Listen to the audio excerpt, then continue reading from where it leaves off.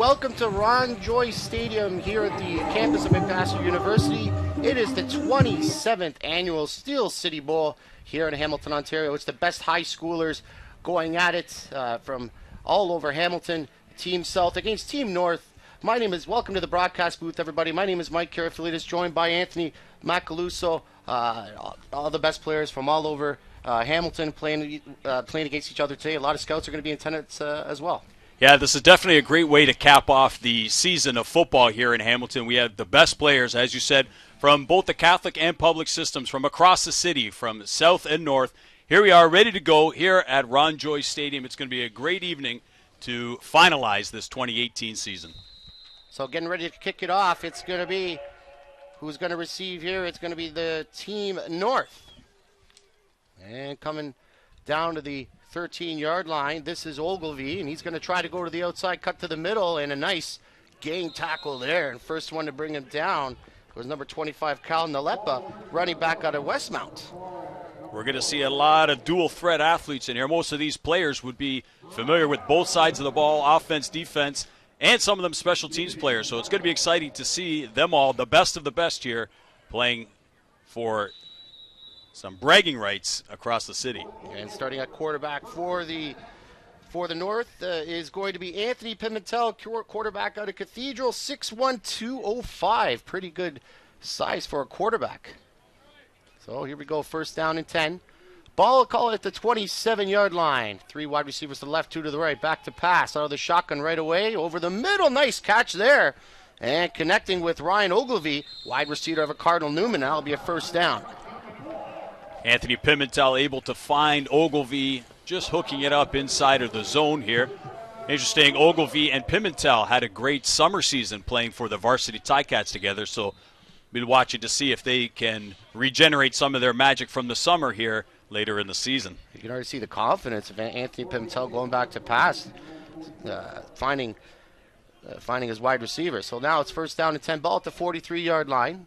3 wide receivers to the right, 2 to the left, pass to the right, and overthrowing his intended wide receiver there, and he'll bring up second down.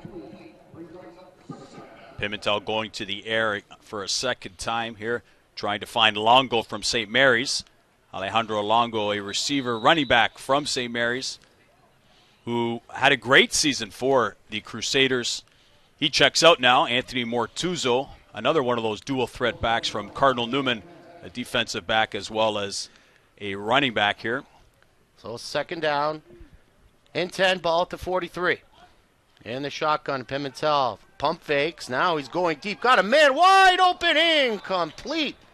Just missed his man, and that was Pellegrino again with the dive, almost getting to that ball. Coach Sean Dennison, the head coach of the North team from St. Mary's, likes to throw the ball there, trying to send Mortuzzo on the wheel route there. Pimentel just out of the outstretched arms. Great effort there by Mortuzzo to try and lay out and make that catch. So it'll be a punting situation for the North, and back to punt for the North. It's going to be, these charcoal numbers are really hard to get here, Anthony. Vince Trombari from Cardinal Newman. I can see the Cardinal in the helmet. So it's Vince Trombari, and he's got a leg. He's got a great both kickers there, Vince Trombari from Cardinal Newman, and the south kicker Joe Borgacci from Bishop Tonus. Both have big legs. Ooh, nice kick there, end over end. Coming down and picking that one up at the 40-yard line. And trying to cut to the middle, that's Adrian Allen out of Bishop Bryan. And it will be first down and 10 for the South, starting at the 48-yard line. Great tackle by Vincent Pathmoody from Glendale, not letting Adrian Allen shake and bake him. Breaks down, makes a tackle, prevents a big gain from there. Saw there on the punt coverage, in these all-star games, they only have 3 days to kind of get to know each other, both coaches and players. A little bit of confusion to start of who's on and who's off. Trombari able to get a great kickoff. Well, starting at quarterback for the South, it's going to be Seth Cabizis out of Westmount Secondary School, 5'11", 185. Starting out of the shotgun, looking to his left, throwing. Nice catch there. And the catch is made by Carter Michoni.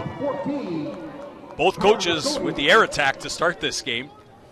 Nice 6-yard gain Yeah, nice high, tight spiral. Carter Michon able to climb the ladder, squeeze that, get themselves a big gain on first down. Nice job to catch that ball at the highest point, too. The only place where he could get that ball was right there, and it was a beautiful throw and a beautiful catch. So that's going to bring up second down. And out of the shotgun, it's going to be Kabizi's. 3 wide receivers to the right and 2 to the left. Back to throw the shotgun again. Now he's out in trouble, and he's going to pull it down and run. He's going to have the first down and more, and gets walloped out of bounds. Wow. And that was a huge hit, to say the least, and getting up is Kabizi's. Thankfully. Kabisa's dropping back to pass once again. Big rush coming from the north side. Kabisa's able to get to the outside. And instead of going out of bounds, fighting for every yard, and he definitely took a wallop, as you said, but enough to get to the first down. Yeah, that was Sterling Centerine with the huge hit, the defensive back from Westdale, 5'9", 172. But first down for the South, Kabizi's, and the give is to the running back here, and that is Isaiah Parkinson, and he gets brought down for a loss. Parkinson, one of 2 St. Thomas More running backs here. Trying to make a play, trying to get himself outside of the defenders there. Unable to break and get to the edge. Tackles for a loss in their first run of the game. And that was Parkinson, of course, just came back from, they played in the Easter Bowl, I believe, in Ottawa, and they came up with a win. St. Thomas More, their 4th OFSA championship in a row. Congratulations to them. And so now it's a second down and long. Call it second down and 13. Now the shotgun Kabizi's. And he's rolling to his left. He's trying to pull it down. No, throws across his body. Got a man, and he overshoots the wide receiver there. And that's Edge Williams, the wide receiver. St. Thomas More. Kabisas on the sprint out, just unable to fully get his hips turned around as he threw that ball, and it just sailed on him over top of the outstretched arms of Edge Williams. So it's going to be a punting situation here for the South, and it's Joe Borgacci back to punt out of Bishop Tonus, 5'9", 160. He goes out, and 2 men back to receive for the, and it's 2 Cardinal Newman Cardinals back there, and I believe that's Pellegrino and also Anthony Mortuzzo. And in the Steel City Bowl, we have a couple of different rules here.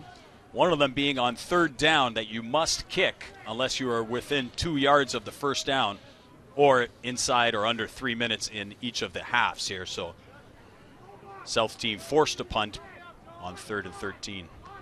Borgacci, good snap. Ooh, rush comes end over end, and they're then fumbling the ball there, but falling on it right away was number 83, and that was Nate Bullock. Or sorry, check that. Excuse me. That's Anthony Grigg, the wide receiver out of Cardinal Newman. Anthony Grigg and Joe Borgacci lucky to get that punt off as there was a lot of pressure coming from the North team.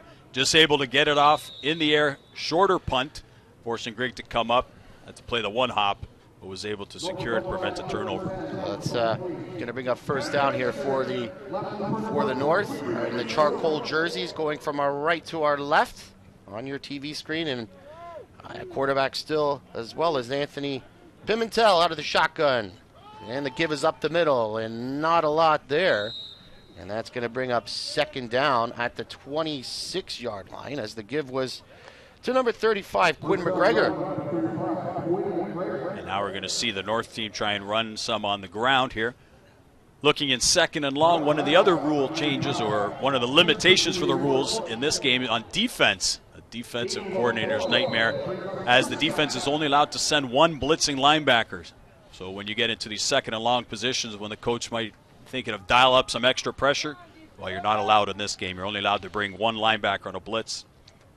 That's going to bring up second down, check that, second down at about 7. Now the shotgun and then a quick slant. Oh, and a catch is made. Beautiful catch and a first down at the 43-yard line. Anthony Grigg out of Cardinal Newman again. Anthony Grigg, another former or current varsity Tiger Cat who had that connection in the summer with Pimentel. Pimentel able to thread the needle here. We have the fake check action to Ogilvie. Steps in and threw it just inside that window. Could have been picked off by 2 South players, but he's able to get it to Grigg for a nice first down. Well, first down at 10 and for the North. Ball at the 42.5-yard line. Three wide receivers to the left, one single setback, and two to the right. And rolling to the right and throwing. Nice throw and catch there, and that's a first down.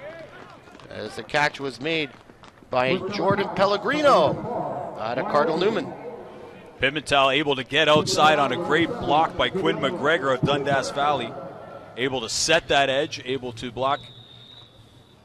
Allowing Pimentel here to get outside, escape the pressure. Pimentel able to step into his throw and find an open receiver in Ogilvie on the sideline. Nice throw, nice catch. And now the North is driving here at midfield. And first down, three wide receivers to the left and two to the right. Single setback as Pimentel out of the shotgun. Now a motion comes to the right. Looking to the left, Pimentel. He's going to throw deep and intercepted. No. And that ball is dropped. A sure interception there as Jalen Smith, the defensive back out of STM, had the best shot at that ball.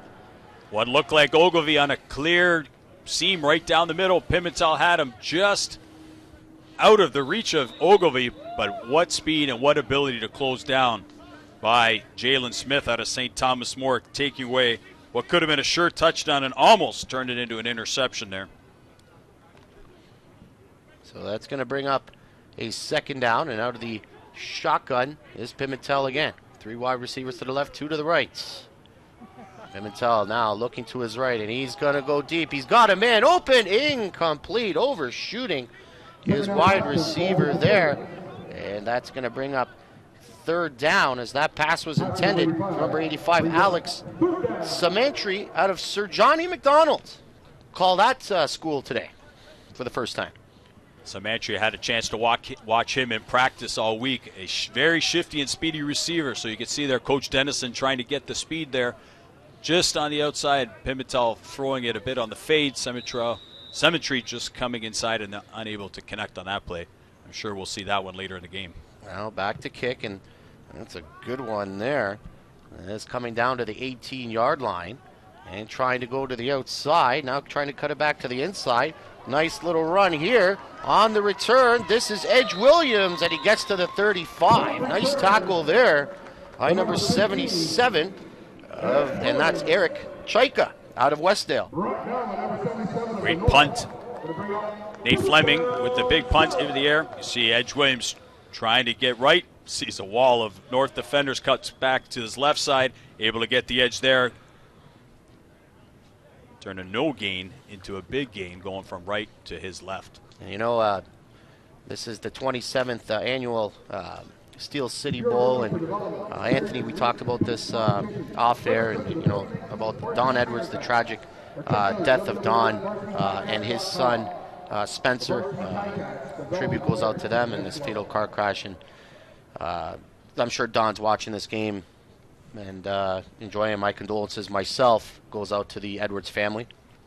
Definitely thinking about their family at this time. Don, such a passionate promoter of the game of football across this province, involved with Ontario football, involved in McKinnon Park in Caledonia, and of course here in Hamilton with his efforts, both coaching the game and as well as broadcasting the game on Cable 14. So definitely a great memorial tonight in terms of thinking about Don and his son Spencer Edwards. I had the chance to work with Don last year, and you know, you talk to Don for 5 minutes and you feel like you've known the guy for pretty much 5 years, and that's the type of guy he was. Very, very outgoing, very, very witty, very funny, and I'm sure he's watching as there's an injury timeout on the field here, coming off the field, and looking good there is a white player. So we're going to get back to the game here at the 35-yard line. It's going to be the North, or sorry, check that, the South. And in the shotgun. And we have Evan Hillock of St. Thomas More in at quarterback. And Hillock gets the shotgun, and he's going to go deep. And no, drops in between the intended wide receiver there. That's number 88, and that's Sebastian Mazzotti, the wide receiver to Bishop Bryan. Hillock trying to go deep on his first pass. Mazzotti just right down the seam. 3 North players going into coverage. You're going to see a lot of cover 3. A lot of bailing in this system where you're going to see predominantly zone coverage and defenses like this because of the rules in the game. Some fast athletes in the secondary for the North team as well. Lots of long passes so far. Seen a couple running plays, that's about it. 6:05 left to go here in this first quarter. There's Hillock. Now rolling to his right, throwing, and incomplete. Overshoots his man, and that was number 80. That's Zach Burmester, wide receiver to St. Thomas More, and the St. Thomas More connection didn't connect. Yeah, Hillock there with the play action, faking the run right, boots outside, gets his hips flipped. Able to connect on a great pass to Burmester. Unfortunately, he's unable to just hold on right at the end there, forcing our South team to punt. And you can see the coaches there being very aggressive in their play calling early. That's going to be Joe Borgacci back to punt for the South. And it's a wobbler, and that's going to bounce out of bounds at the 53-yard line. Call it the 54, and that's where the North will start first down at 10. Coach Chris Bartolomeo of St. Mary's, the special teams coordinator for the North team, sending lots of pressure on this punt team, trying to take advantage of the unfamiliarity of the players in the punt protection, forcing Borgacci into some rush punts now on 2 occasions. Yeah, so pretty much in this game, Anthony, these guys had 3 days, you were saying, to practice, and here we go, get it together and get on the field and show what you got. Exactly, and we've got all-star players, but we've got all-star roster of coaches as well, so these guys have got them very well prepared as much as possible. As we head in here, now we have Westdale's quarterback in. And there's the give is to the right side, and getting minimal yardage there as the give was to number 35 in the game now, and that's Quinn McGregor, out of Dundas Valley, 6'2", 210. Which is big. And then you look at the quarterback who's now in from Westdale, and that's Hunter Potvin, 6'7", 200 pounds. Wow. Not much he can't see when he's back there in the shotgun. I would say 6'7". Wow. Could be a basketball player, could have been anything really he wanted to. Anyway, the shotgun. That's second down. Throws incomplete. A little miscommunication there with his wide receiver, and that's going to bring in a 2-and-out, and out comes the punt team. Potvin looking for the quick out there. His receiver, unfortunately, looking on the quick in. Some of that miscommunication. And brings Trambari out for another punt. And he's standing at his own 46-yard line, and back to receive for the South.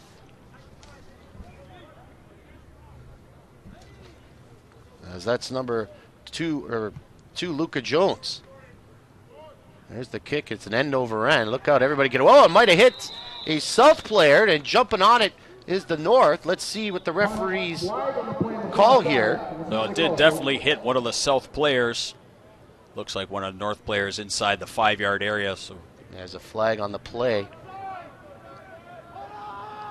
This is probably going to be, I suppose, a no yards call.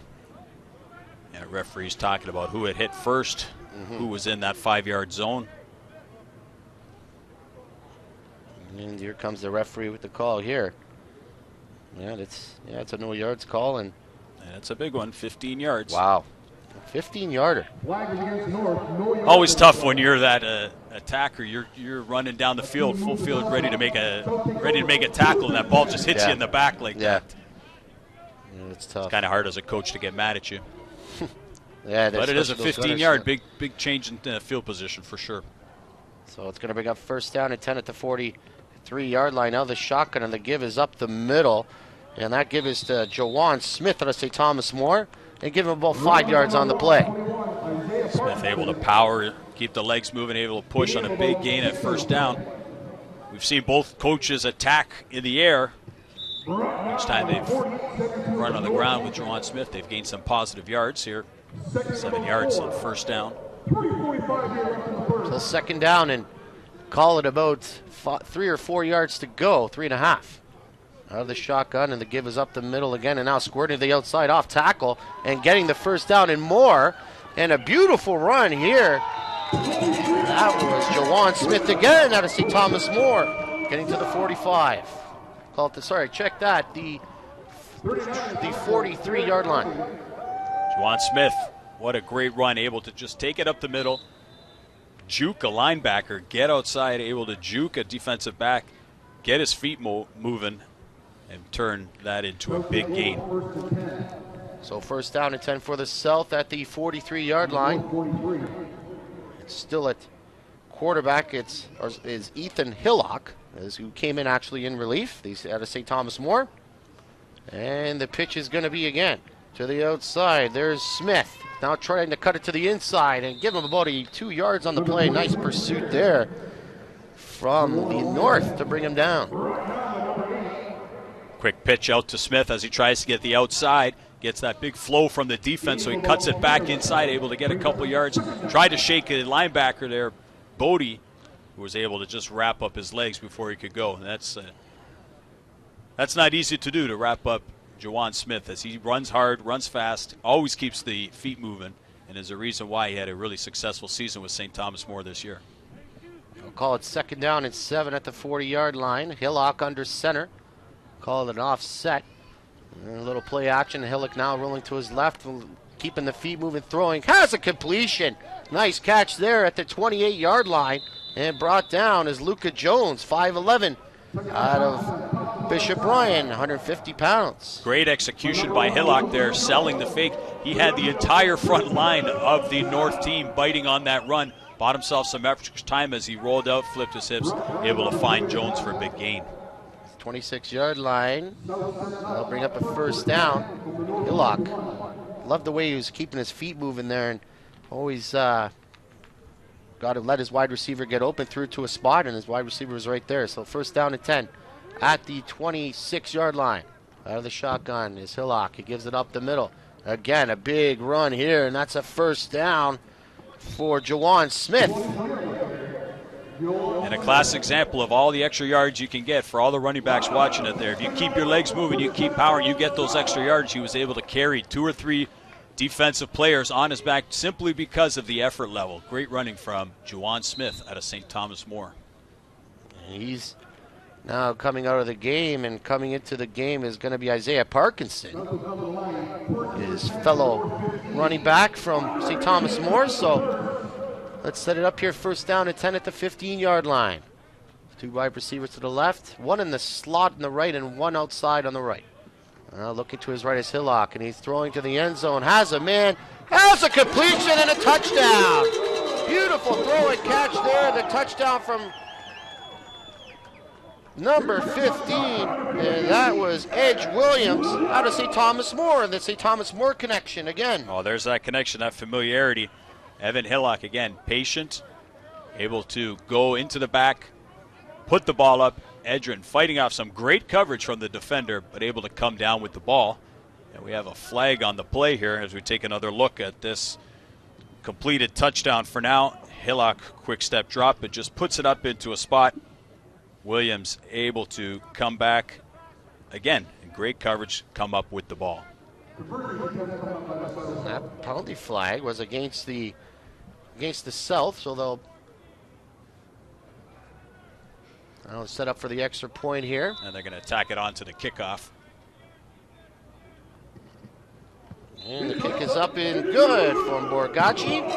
And a 7-0 lead for the South, with 33.6 seconds left to go here in this first quarter play from the 27th annual Steel City Bowl here in Hamilton, Ontario, the campus of McMaster University. Nice little crowd on hand on a very, very cold night. It's not cold, it's very crisp actually, and we got the booth wide open here, and we're loving the football weather. It's great, and along with the crowd, we have quite a number of scouts from OUA schools here. One of the last opportunities, if not the last opportunity for the 2018 season for these players, especially those graduating, to give these scouts one last chance to prove to them that they belong at the next level. Also have members of the CJFL Hurricane, Ontario champion Hurricanes here too. So a lot of people here to watch these great football players tonight. A lot of good talent on the field, that's for sure. And a lot of good talent from Hamilton, period, over the years. A lot of good football talent in this city. One of the Hamilton players known for a hard nose and always disciplined to me. At least in my playing days, Anthony. I don't know the way it is now. There's the kickoff, and it comes down on the goal line and trying to cut it up the middle and getting brought down there And that was Mortuzo on the return there. So here is the North going to start first down and 10 at the 22, at the 17-yard line. Borgacci with the kick with the additional 15 yards, able to put that kick right into the end zone. Mortuzo, despite catching that ball inside his own end zone, unable to get 19 yards. Give his offense a bit of breathing room here as they try to answer back the South's opening score. And here is Hunter Potvin, the 6'7" quarterback, still in the game. 3 wide receivers to the right and 2 to the left. Now he's looking to his left and rolling to his left. Potvin, now he's getting in trouble, and he is going to be brought down. Nice pursuit there, and the tackle made from Mason Burnett, defensive lineman out of Henderson. If you can tell us where Henderson is, Anthony. On the mountain. All right. The old Barton right now. Ah, okay. Waiting for their new school to get built. I had no idea. See Potvin there. And I live here. As he scrambles out there at Potvin, he's looking for somebody to give him some help. Unfortunately, as he scrambled to his left, he only had one receiver, and that receiver was running a vertical down the sideline, so not much help for him. So he just tried to be safe, secure the football, and live for another down. Now this is the second quarter here, and 15-minute quarters, 7-0 in favor of the South on the long touchdown pass there. So now they're Potvin in the shotgun. And it looks like a little jet sweep is coming around the corner. There is Pellegrino, and he's got lots of room. Look at the speed. Still going out of bounds at the 40-yard line. So I checked that. That was Ryan Ogilvie out of Newman. Lots of Newman players in this game. Ryan Ogilvie, lots of speed there, and again, set up because he got great blocking on the edge there. Able to use his speed to get to the outside once he sees that hole. See him here taking a handoff front. Potvin able to find the hole outside, get at the edge, and able to push some great blocking upfield by his fellow receivers as well, turning a gain into a big gain. So that was the last play of the first quarter. Now we're going into the second quarter play. Anthony, what have you seen so far from both teams? Well, first, we're going to have a look at the touchdown pass. Well, we've seen both coaches here be aggressive as far in the air. A lot of downfield passing here. We can see the touchdown of the game so far. Evan Hillock throwing a beautiful ball. Edge Williams able to come back and fight for it. We've seen both coaches try to go downtown quite early often here. When you have some great athletes like this on both sides of the ball, especially at the receiver position, you know these guys are going to be taking shots with the arms that they have too in the quarterbacks. So at the 41-yard line, there's Potvin under pressure. A little sidearm pass, and that pass is caught. Number 13, that's Matt Algar, wide receiver from Waterdown. And he'll have about a 6-yard gain. Thomas Turner from Westmount able to limit that gain too. Great pass. Just as we talk about the deep ball, Potvin gets himself a nice gain on first down, 8 yards just on the hookup. Turner able to limit that, keeping it at second down here. Lots of players in and out, and we're going to see a lot of talent coming in from every player on this roster pretty much, and on showcase today. And it just goes to show you the depth of football players we have in this city, across the city, both on the mountain, in the city, north, south, public and Catholic. It's just fantastic to watch this football. Second down, Potvin now under pressure, and gets away, flips it out, has a completion, and a first down. Nice completion there, and the pass is caught there. Potvin showing some creativity. Creativity as he gets outside of the pocket. They're able to fight outside of the block here that's coming at him. You see here, able to just get outside, kind of shot puts it there, finds his open receiver downfield, able to escape that pressure, make a play, and buy his offense another opportunity. And that was Nick Prevost, wide receiver out of Churchill, and we'll call Churchill's name out today for the first time, and first down at the 49-yard line of the South. And the give is up the middle, and nothing doing, but belting out to the outside, and now smothered as the give there. And what a great job of gang tackling by the South, as the give was number 25, Dylan Weber out of Churchill. And Dylan Weber able to escape the first group of tacklers, able to bounce around, spin around, and get outside. Unfortunately, he was grabbed by one of the North players, but the North player grabs him by the face masks, so it's going to give him 15 yards to the South team. Instead of a nice loss, they're going to get a big gain here. And that's going to bring it all the way up to the 34-yard line of the South. So here's the North driving. Those are the penalties that coaches really don't get mad at, Anthony. Yeah, it's frustrating when you get a big stop like that and it turns into a first down for sure. There's Potvin with the give up the middle. Weber's brought down at the 35-yard line. It looked like he had a little hole, but that hole was shut down in a hurry. And a beautiful tackle there by number 93, and that was Mason Burnett, defensive lineman out of Henderson. Yeah, hits the ground running home. That's Nate Condello coming up from his middle linebacker position, just filling the hole there. 93 making the force to Condello. Condello coming down and filling big time. Well, that's going to be a second down. Now, 3 wide receivers to the left, 1 to the right. Out of the shotgun is Potvin. Back to throw. Fakes once. Potvin under pressure. He's going to sidearm it deep into the end zone. And intercepted. And what coverage there. Demetrius Mazuka able to get up in there. You see Potvin escaping that pressure, heaving one up, threw that one into double coverage. Mazuka able to get to the highest point, out jump the other two. One of his teammates, one of the opponents, able to come down with the ball in the end zone. See here on our replay, Potvin scrambles, get outside, pressure from the Bishop Ryan linebacker, throws it up, and Mazuka with that inside position, able to jump up, grab that ball, and turn some good field position from the South into a first down here for the North. So now the South are going to start at the 20-yard line after the interception, up 7-0 here in this second quarter of play. Now in the game, a quarterback. I believe we have a new quarterback in there, and the give is up the middle and not much doing there. It's Seth Kabizi still in the game and nothing doing, and it'll bring up second down. North trying to get in on their run action. Put some change of pace in there. Kyle Nalipa running out of Westmount. Only able to pick up 3 yards on first down.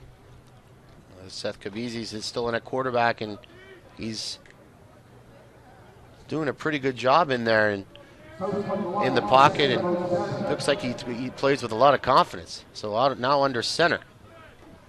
And it's play action now, rolling to his left. Still looking, throws on the run and through the hands of the intended wide receiver, Carter Michoni. Wide receiver out of Bishop Tone is 6'1", 190. And Cabezas with that play action able to get outside. Fire the ball downfield. Michoni unable to catch it. We're going to get a roughing the passer here on Kyle Sampson. But you see here, Cabezas sells the play action. Able to get outside, flip the hips. Michoni just unable to make that catch. And as I mentioned, we got a roughing the passer called, which is going to turn that into a first down. And they're going to bring the ball all the way up to the 38-yard line. So that's a first down and 10 now for the South and driving. Now with 10:35 left to go here in this second quarter of play. Mike Carefulidis along with Anthony Macaluso. Glad you're enjoying this broadcast here in Cable 14, the 27th annual Steel City Bowl. The shotgun Cabezas. Now here comes the pressure. He lets it go and incomplete. Almost interception, but went right through the hands of the intended receiver. And that was number 83, and that was Nate Bullock, wide receiver out of Westmount. And Cabezas taking a beating these last two plays. You'll see the play, the last one there, as he rolls out. Kyle Sampson just finishing the tackle a little too late. And on that last play, as Cabezas is rolling out, stops his feet, and from the backside, he gets walloped. One of the key rules when you're teaching quarterback on sprint. Never stop, because you don't know who's coming from the backside. Cabezas won't forget that one for the next time.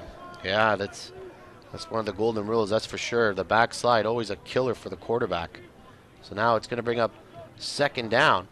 Ball at the 38, their own 38-yard line for the South, and there's the pitch out And going to the outside, trying to make a move, and brought down. And that's going to be a 2-yard loss, as the give was to Kyle Nalepa. And the tackle on the play. Mortuzo, the cornerback. Mortuzo, the corner, coming off his receiver as soon as he realized that they had the toss action. Running back coming around here. Nalipa from Westmount gets the toss here. Tries to get to the outside, and as he gets strung out wide, he's sitting right there. Mortuzo sitting in that short zone anyway. Able to make that tackle, making a great open field play, bringing up Borgacci for another punt. Borgacci standing at his own 23-yard line, flags down, and gets a beauty. Nice spiral. And taking a bounce and coming down with it. Trying to go to the outside and brought down. Westdale's Dima Ignatovich. And those flags, too many men on the North team, on our punting team. See here what coach decides to do. So it's been a pretty good display of the quarterbacks. Nice arms. They've been able to throw the ball down the field. Great defense we've seen. We've seen it all so far. Well, with some of the rules, as I mentioned before, with the limited amount of blitzes, forced to play in that cover 1 or cover 3 coverage on defense, you know offensive coordinators are going to be excited when they hear about that. And both head coaches, Tom Payton from Westmount, the coach of the South team, and Sean Dennison from St. Mary's, the coach of the North team, both offensive coaches. So you know where they're looking forward to doing, and that's scoring points, making big plays, and as we've seen so far this game, trying to throw the big, deep ball. Now, out of the shotgun, back to throw, and throwing over the middle, incomplete. As it looks like we got a new quarterback in the game now for that's Anthony Pimentel right back in there. Yep. Pimentel trying to hit Dima Ignatovich out of Westdale on the crossing pattern. Just missed him by a yard or two. I'll bring up second down. There's a flag down on the far side of the field as well, and that's going to be an offside against the North, and I'll put him back 5 more yards. Yeah, one of the slot backs just not timing it properly.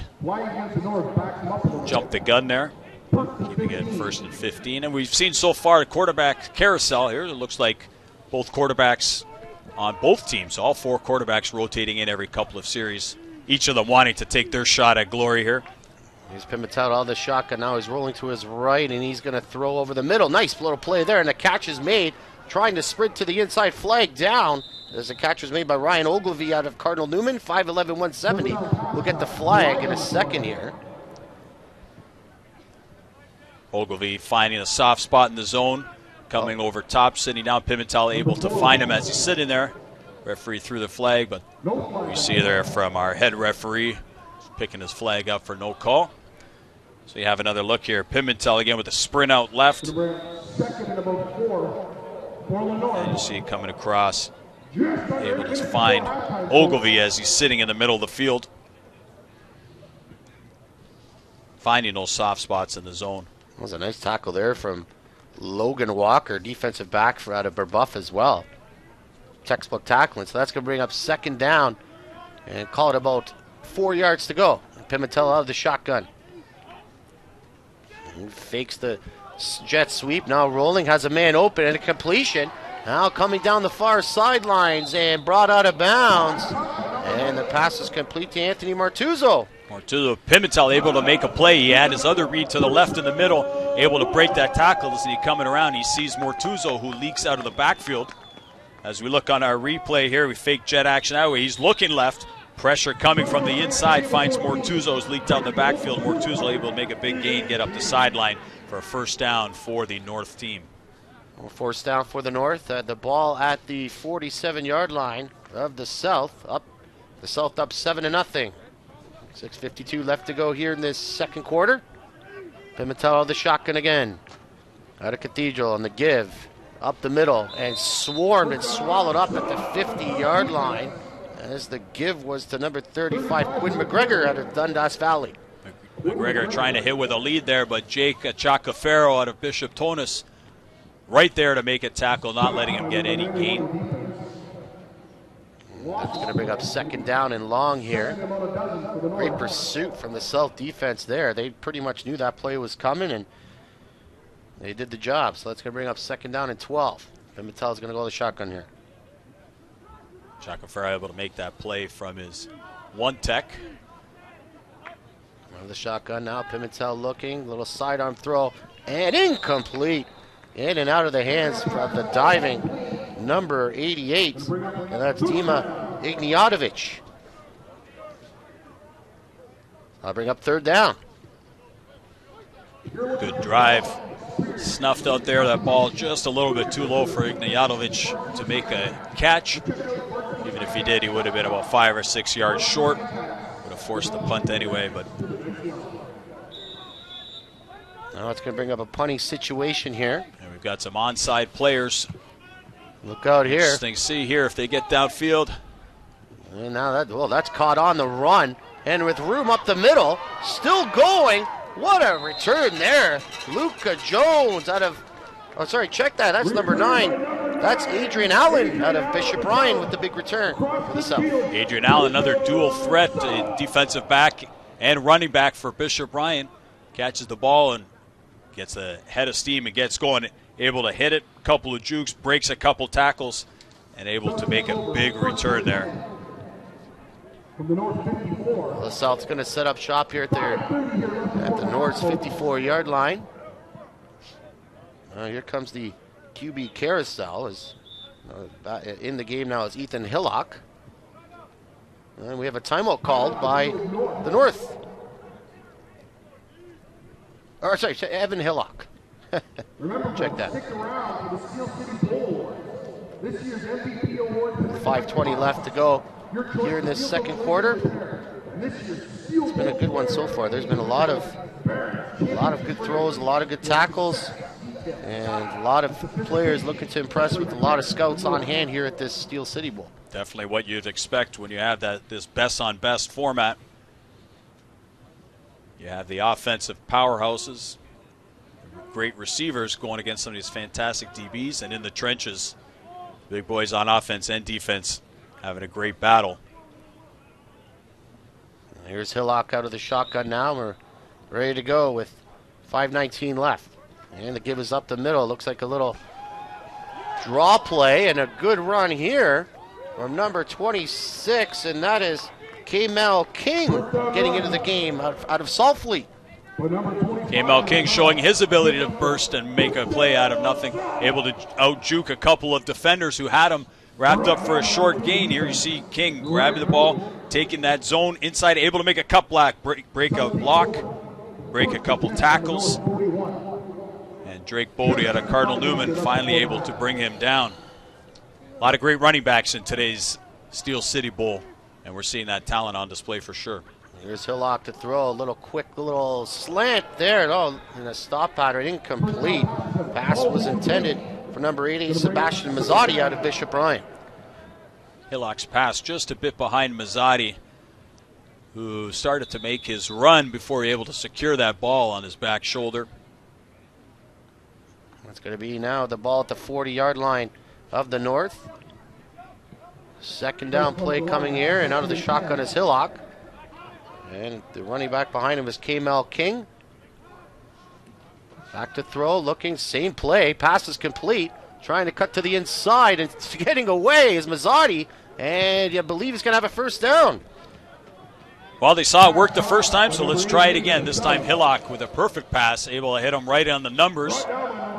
Mazzotti catching it about 6 or 7 yards deep. This time able to make the first man miss, second man miss, and then able to knife up field to get himself a first down and set his team up in scoring position just inside the 30-yard line. Just inside the 30-yard line, the South driving again with 3:30 left to go here till halftime at the Steel City Bowl.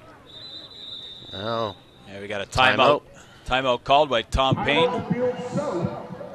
Saw some confusion on the field and want to make sure they don't squander this field position with just over 3 minutes left in the half.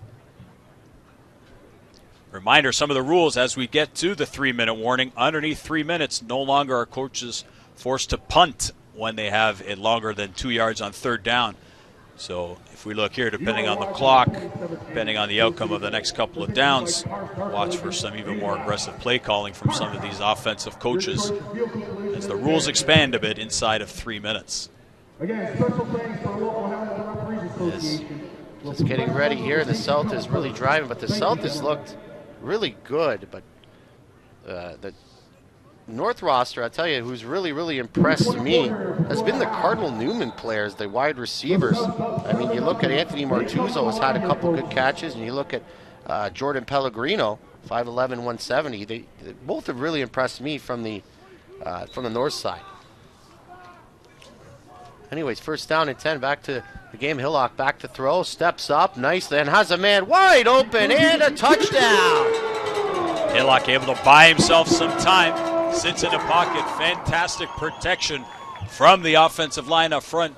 Hillock able to wait patiently and find his man Sebastian Mazzotti, who, even though he's fallen down the end zone, able to scoop it up here. Have a check at our replay here. Hillock taking the snap.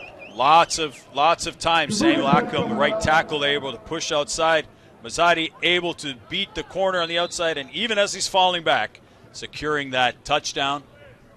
South team looking to go up by 14 here with the extra point here to come. Just a point to come from Joe Borgacci, the kicker out of Bishop Tonus, 5'9", 160. To put them up 14-0, and he puts it up and through. And that's our score with 3:17 left to go till halftime. Nice little drive there. What a throw by Hillock, but it must have looked like there was a little miscommunication for the defensive backs on the north side because Mazzotti was wide open. Yeah, I just saw that corner, unsure of the route, if he was going to cover deep, cover short.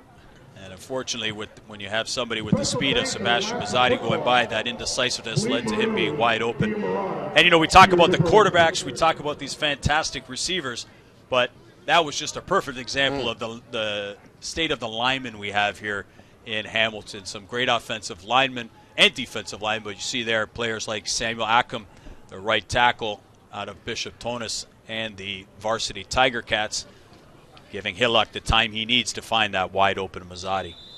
Now Borgacci getting ready for the kickoff. Running into this one and driving it way downfield, down to the 15-yard line. And coming out with it here and cutting to the middle and brought down. As that was, I believe, Anthony Mortuzzo. Mortuzzo. So doing it on offense, defense, and in the return game as well. Mortuzzo. Him and his Newman partner Ryan Ogilvie, the returners for the North team, as they try with just over 3 minutes left to get back into this game, put some points on the board before halftime. So first down and 10 for the North at their own 33-yard line with 3 minutes left to go here till halftime. Now huddling up now, and coming out at quarterback is still going to be Anthony Pimentel out of Cathedral, 6'1", 205. Out of the shotgun. Faking the jet sweep, and now blitz looked like up the middle, and the pass is one hop. As that pass was intended for number 88, Dima Ignjatovic. And that pressure coming up the middle on Pimentel, forcing him. He's able to get outside and avoid that tackle, but being thrown off balance, he just threw that one a little bit too low for Ignjatovic to make a play. Able to escape the tackle, unable to complete the pass. That's going to bring up second down and long for the North. The referee whistles play in here. 2:35 and running, and in no hurry are the North here. What's Pimentel again out of the shotgun? 2 wide receivers to his right and 3 to his left. Now looking to his left, and there's a little crossing route. What a catch! And that's going to be a first down. Ryan Ogilvie, what a great catch. Pimentel firing a rocket over the middle. Ogilvie able on that quick in to reach out. Sticky hands, able to just grab that ball. Have a look here. Pimentel stepping back, seeing the open receiver step right in. Outstretched arms, great catch, able to secure the ball as he hits the ground. Ryan Ogilvie getting his team first down. Again, 2:15 left. Time ticking away for this North side. Yeah, 2:08 left to go till halftime here. And it's Pimentel, the shotgun. He's looked really impressive today as well. Good throws. Back to throw out of the shotgun. Now he's trying to set up a little as he dumps it out to the right side, and flag goes down as the pass was complete to number 4. I believe that's Ryan Ogilvie again.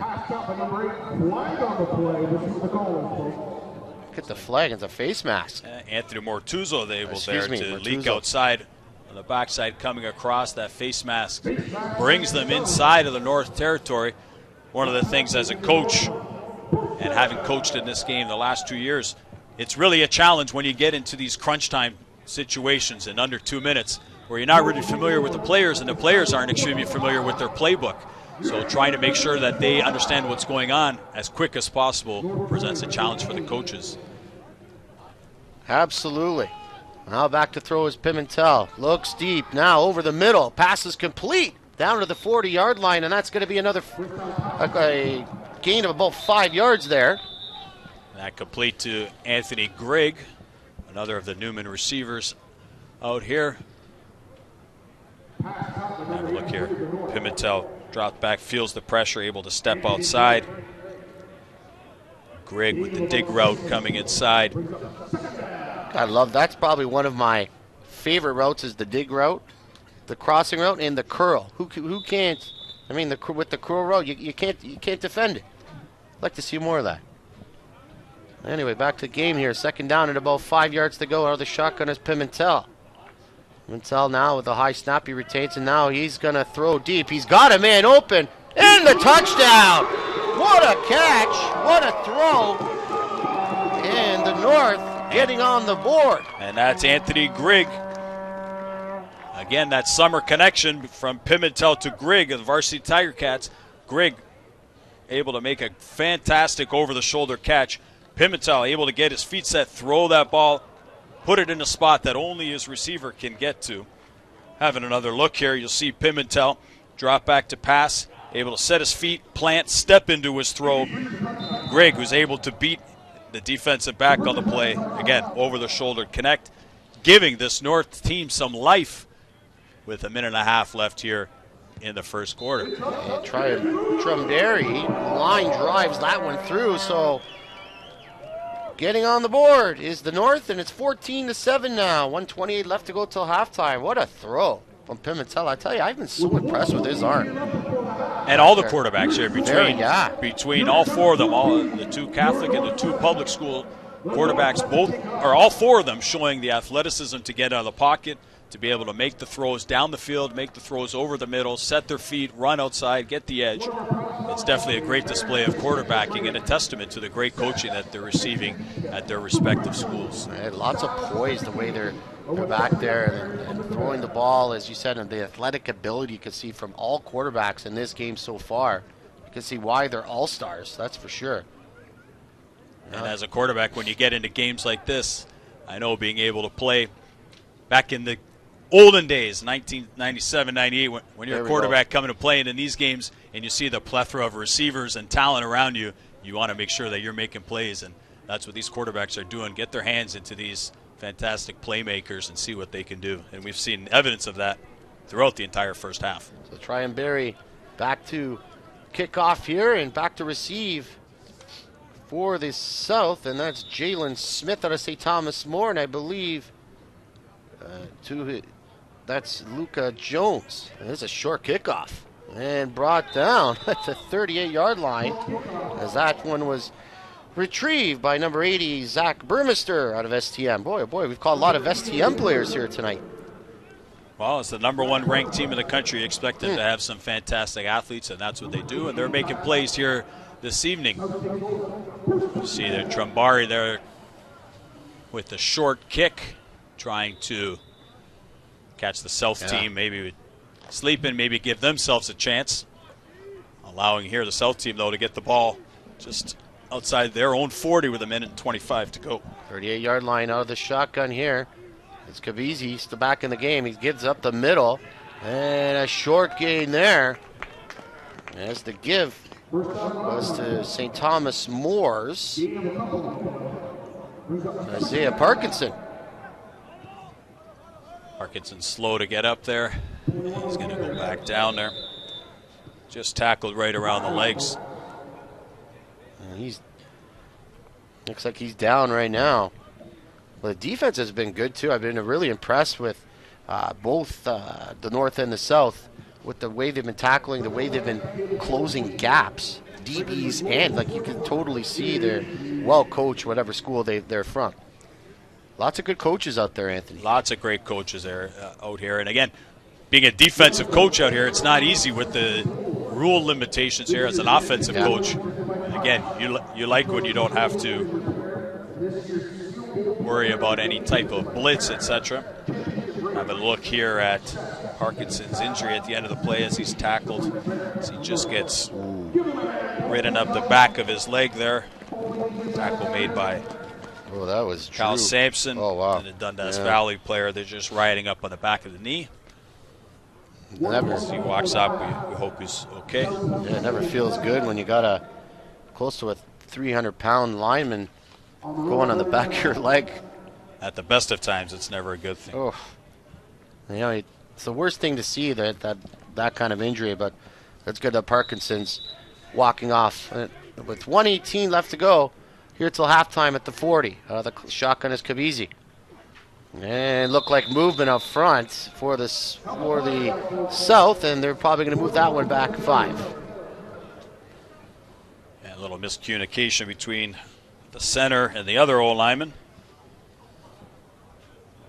But you got to give kudos to the 2 defensive coordinators out here.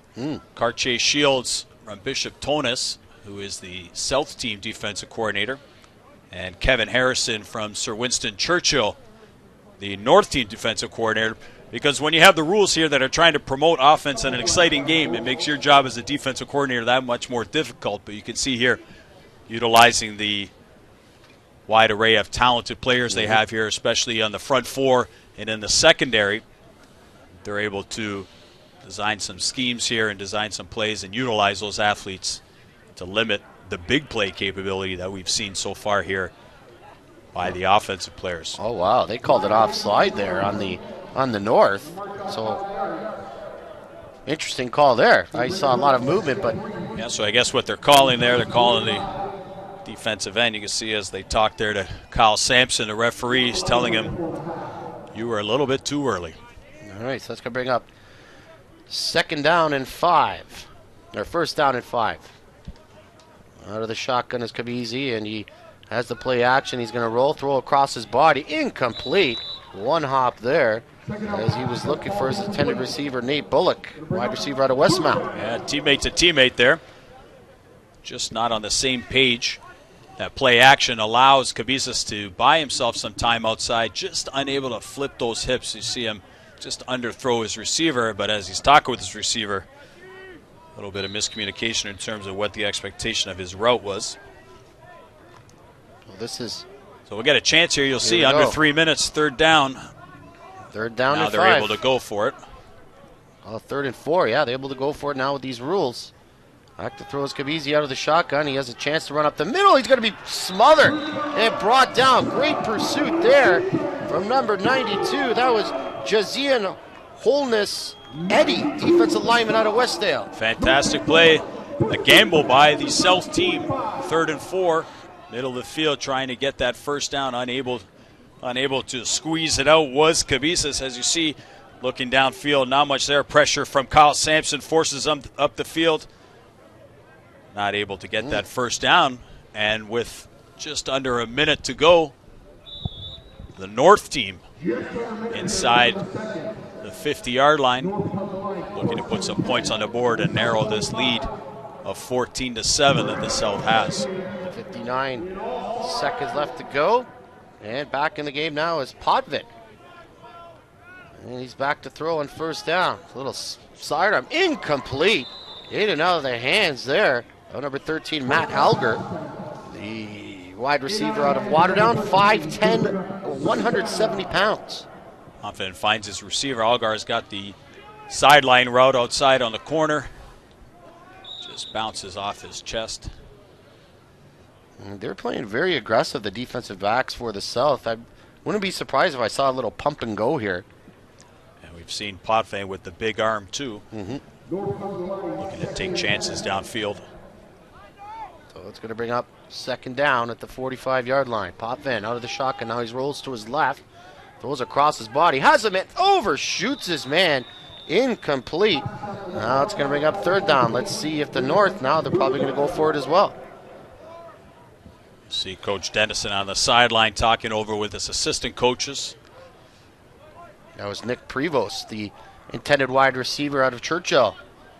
And Coach Dennison looks like he's going to be sending on his punt team. With 48.7 seconds left to go till halftime. 14-7 for the South over to the North. 27th annual Steel City Bowl here in Hamilton, Ontario at the campus of McMaster University at Ron Joyce Stadium is where we're at. Mike Carafalides along with Anthony Macaluso and all of our Cable 14 team bringing this great game to you here tonight. And here's the punt, and whoa, almost blocked. Look at the height on that one, and that one's going to go out of bounds. And that pressure, Borgacci. that pressure, they're able to force that punt just a little bit to the left. You can see there. Great hang time, great direction, but that little force and his to the left there. If he could have just able to maintain that trajectory, might have been able to pin him inside the 10 or 5 yard line. Instead, they're going to get the ball on the 20 here with 40 seconds to go. But kicking, avoiding the dangerous return man, Adrian Allen, you see there out of Bishop Bryan. Yeah, Bishop Bryan, they really got their program kind of back on track as well, Anthony. A great group of athletes up there at Bishop Bryan, too. You can see that here today. We've seen Mazzotti with the big play touchdown. We've seen Adrian Allen make some plays, and Candello at linebacker. Kabizi's gone all the way here. Now he's out of the shotgun. Fakes, and he's going to be smothered at the 10-yard line. Sacked back there. Beautiful play, and the first one there, I believe, was number 84, and that was Nick Prevost. This time, Kabisis unable to break the pocket as he drops back. See here, we get a lot of pressure coming here from the outside.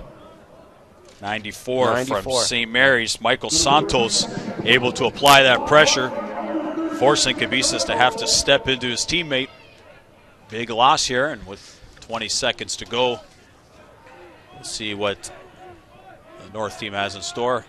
And the give is up the middle. Looks like they're going to try to run the clock out as going to the outside here and running out of bounds. And that is going to be number 23 on the play, and that's Jawan Smith with the ball at St. Thomas More. Smith trying to get to the outside there. North team doing a great job of stringing him out to the sideline. 7 seconds to go. It's going to force our South team into a punt situation. Have another look at the play. Smith again trying to get outside. Mortuzzo and Drake Bodie there, number 2, the linebacker, scraping down and forcing him outside before he could get a gain. Well, it's a punting situation coming up here for the South. And interesting to see what coach will do here. You know, give up the 2. Give up the 2, or with 7 seconds left, do you kick it? Try to be aggressive and hope your defense can make a play for you. Oh, and that snap goes right through and dropping on, and there's your 2 points. And the decision was made for him. There you go. Looked like he was going to punt it there. Yeah. Had a look upfield, and as he looked upfield, he's looking lucky for that South team. Turned only into 2 points and not 7 as they try to talk it out here. Michoni, the long snapper, and Borgacci. That connection, we've talked about quarterback-receiver connections. Michoni and Borgacci, the long snapper kicker connection from Bishop Tonis. That one just going through the hands of Borgacci, but luckily, as I said, for him, he's able to just fall on it instead of turning that into 7 points for the North team. Yeah, luckily it took a bounce right to him, and he did the right thing going right down. So now it's going to be a 16-9 lead. Check that, a 14-9 lead. It was 2 points for the North. So now the South is going to kick off here from their own 35-yard line with 3 seconds left to go till halftime. 3.3 to be exact. Now You'll see 3 Cardinal helmets back for the North team. Drake Bodie now moves up. Borgacci lines his ball up, ready to kick off to Mortuzo and Ogilvy waiting. And here he comes. It's a squibber. You know, I've never liked the squib. Well, there's the pick it up there, and now they're trying to throw to the outside, and the two Cardinal Newman Cardinals there. And I believe that was Mortuzo and Ogilvy trying to do a little razzle dazzle. But it did not. Sorry, go ahead. And we've got a great first half that's under here on the stadium of Ron Joyce Field, home of the McMaster Marauders. And here for halftime, we have Mike Fortune, who was able to catch up with the new old coach, Steph Potastic of McMaster. 14-9 for Team South here at the Steel City Bowl.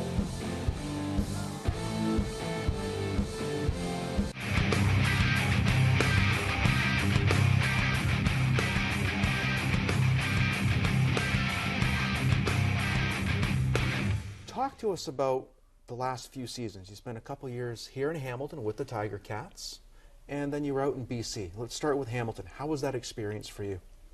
Such a great learning experience. If there's a smarter football mind than a Kent Austin or a June Jones, I don't think I've ever crossed paths than two brighter men than that, particularly on the offensive end of the ball, and that's kind of where I'd like to lay my hat, and so I learned tons. Both great leaders, both very different, and they were really patient with a young football coach, and I wish I'd helped them win a few more football games, but June's getting close, and this city desperately deserves a Grey Cup in the nearest future. What kind of emotions did you go through when the Ticats and you had to split ways? I mean, June's an offensive coordinator and a head coach, and so as he's putting his staff together, it was a natural evolution. The 2 years there was a great learning experience, and so it was a natural way to go. From Hamilton, you went out to BC, beautiful part of the country. I coached Nill. Blake Nill is one of the premier head coaches in our country, one of the most successful all time, and infinitely better human being than a football coach. And watching him go to work was awesome. And Vancouver is as nice a place as there is in this country. We talked to Mark Alfano a little bit earlier, and I asked him about bringing you back, and it was basically a no-brainer once they kind of put the list together. You were number one on that list. How did the conversation come up? Did you get the phone call from McMaster? Did you reach out to them? I think I got a subtle, non-threatening text just saying, "Hey, when your season's done, reach out." And we're both very respectful of our current institutions and would never want to compromise our integrity in this process. And so real dialogue didn't start until McMaster and UB seasons were long concluded, and a real compliment that I'm on the list, let alone on the top of it, and was blown away with the professionalism from Mark and the whole department throughout this process. And it should be noted to our viewers out there, while you were out west, you still kept your roots here in Hamilton, Dundas area specifically. No question. I think Dundas is the best community to raise children in the world, and I'm so pleased my kids got to see a little bit of Vancouver. They lived out there for a month, but home for them is Dundas and the communities and the school systems and all those things. That's where we intend to have them grow up for the next 15, 20 years. You have had success as a player. You have had success as a coach, as a champion, Vanier Cup champion. With your experience in the pros out in BC, are you a better or a different type of coach now? I hope both. I hope both to be in those very unique situations, and I believe I've learned some things that I'm excited to apply at McMaster. I've definitely learned that it's not going to be Stephen Potasic's way. It's going to be our way, and so surrounding myself with the best coaches that I can find, and I believe guys like Scott and Tom and John that have been the full-time staff that have been working so hard over at McMaster over the last month without a head coach. The number one criteria is they care about the student athletes there, and it becomes our way, and surrounding yourself with good people. And I saw June, Kent, and Blake do that, and they didn't pound down anything their way. That they leverage their resources and their staffs and create the best direction possible with the help of everybody. You touched on how this McMaster program did not have a coach near the end of the season. What will your message be to the coaching staff, but most importantly to the players who really did seem to bond and come together during that time? But what will your message be the first time you get to address them? I'm extremely excited to work with them, first and foremost. I think the circumstances of the end of the year, going down the trail of trying to figure out whose fault that is or why that happened, I don't know if there's a lot of great learnings from that. I think the focus will be responsibility, not fault. It's our responsibility to build this program and pick up from where we are and make the most of the circumstances that they work through. And I believe that student athletes are going to take all of a few seconds to roll up their sleeves and get excited about the next year. They only get 4 or 5 of them if they're lucky, and they'll want to make the most of the ones they have left. And so I think that'll be an easy message for them to jump on board. You mentioned student athletes, and we have to remember it's the studies that always have to come first, and your leadership and your tutelage along with your coaching staff, that has to almost take precedent. And then what happens on the field?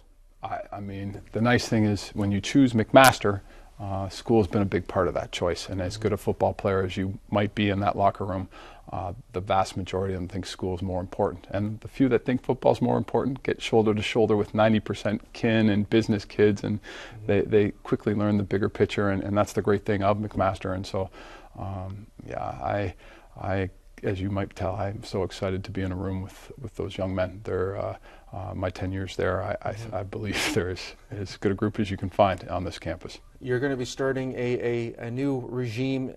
You're going to be going into living rooms, and we talked to Mark Alfano about this. You're going to be sitting down with moms and dads, trying to recruit. The recruiting process, you're going to be basically smack dab in the middle of it as soon as you start here. Yeah, the battles are on us right now, and so educating student athletes on all that McMaster is. There's been a gap in that message, and there's been no head coach in place, and so it's getting the kids that are close to committing or have committed, introducing yourself and making sure they know the program's the direction it's taking, and my personality and my input and impact on it is going to be minor, and then the ones that are close to making a decision to now have the full idea of who's going to be there when they arrive has got to help that decision. And so excited to get on top of that. That's probably the thing that's most pressing right now, is making sure that the recruits have an idea of where this program's at and where it's going. While all that is going on, what type of team are you looking to field in the 2019 season? Well, I think, again, working with Kent, June, and Blake, you like to think you have tools in your toolbox that you design it for your athletes, not the other way around. You got to fit into my system. No, I got to have a system that complements all the great things that you guys bring to the table. So right now it's learn what we have, and then the strength of the current student athletes and their abilities, and watching a little bit of game film and some football X's and O's is the fun part. And so excited to do that, and we'll go in the direction that their skill set takes us. There's always been a lot of talk about how there's different football in the East here, essentially in the OUA, and then out in the West. Did you notice a big difference in how the game is played out West? You know what? I just the physical development and the size. The West has full-grown men in their fronts and on the line of scrimmage, and I think no one bullies anyone. And there's not 300-yard rushing days. The Western Mustang phenomena where they run right at you, and there's programs can't do anything about it. Out West, you can't push anyone around. And so I thought it was a tremendously competitive conference and great football. You could say that about Laval too. Those are some big boys there. For sure. It was a fun Vanier Cup last weekend. Yeah, it was. Talk to us about the upcoming schedule. It was just released. Your first 3 weeks are looking pretty important to you. As the new guy, that's one of the ignorant. I had to catch up on the recruits first. Who we play is not been put on my radar. Who are our first 3 weeks? Well, here we go. You ask and you shall receive. We have Guelph, Ottawa, and then Western. That are 3 perennial powerhouses and 3 playoff teams, and a whole bunch of dust will settle in those 3 weeks. First round buys and chances to skip the quarters and get right into the semis will be on the line. And so finding a way to win a couple, if not 3 out of 3, will be a neat trick, but a welcome challenge to say the least. No doubt. And of course, the home opener against Ottawa coming up Labor Day weekend. Always a thrill and always a fun time to be at Ron Joyce. Coach Potasic, cannot thank you enough. And again, welcome back. Cable 14 looks forward to covering some of the games, and it is going to be a fun season, my man. Thank you. Nice having you back in here. Pleasure. Welcome back home. Thank you.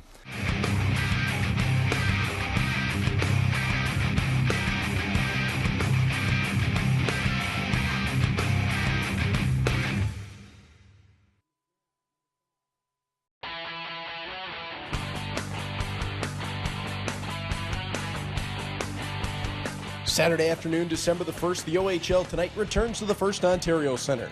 Michael DiPietro will lead the Windsor Spitfires into Hamilton to take on the Bulldogs.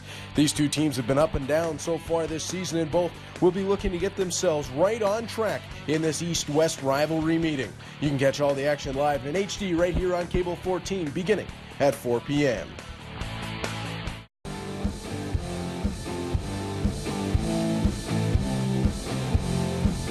Welcome back to the Steel City Bowl here on Cable 14. We're here at Ron Joyce Stadium at the campus of McMaster University. My name is Mike Carafalides in the broadcast booth with my partner Anthony Macaluso, and in a 14-9 lead for the South so far. And let's have a look at the first half highlights, Anthony. First touchdown here by Team South. Evan Hillock to his teammate from St. Thomas More, Edge Williams, able to find in the end zone, and later on in that half, able to find a wide open Sebastian Mazzotti from BR. Then the North team responded with Pimentel with a great throw downfield. Anthony Grigg with that catch over his shoulder for the touchdown, the only touchdown for the North team so far. And how about the wide receivers from Cardinal Newman? Anthony Grigg with a nice touchdown reception, as well as Ogilvie. He's been playing really well as well. Yeah, we've seen that connection between Pimentel and Ogilvie and Grigg. The three of those, both the two Newman receivers as well as the Cathedral quarterback, but all three of them playing together in the summer, and you can see that connection come through as you see a couple of the grabs here by Anthony Grigg.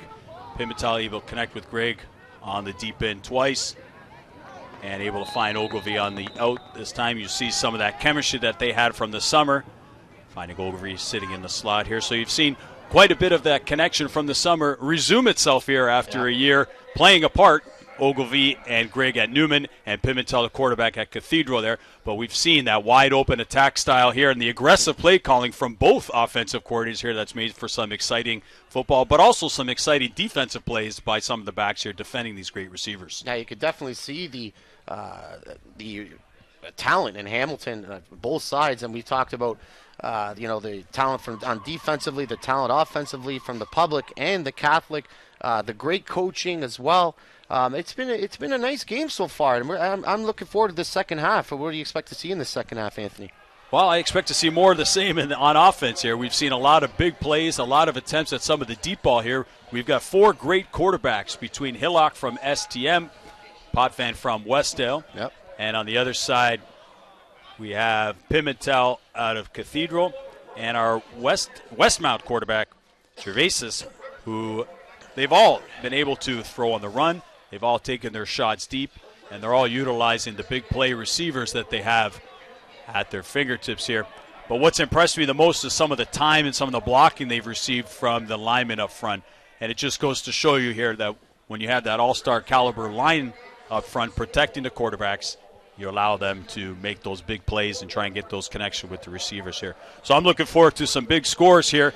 I know the North has been trying to get that big play. South trying to keep their lead here. And looking forward to see all of the talent here on display. And you know these group of all-star coaches have been coming together, too, to try and figure out how they're going to get their hands on the Edwards Cup. Just getting ready for the coin toss here. And before the game, the coin toss, talk about the coin toss, some of the who was in on the coin toss, Dennis Griffin, who was one of the guys who started the Steel City Bowl, Anthony, and his son was The late Dennis Griffin, his son, was in on the coin toss. Dennis Griffin, a fixture in the football community here in Hamilton, unfortunately lost him a few weeks ago.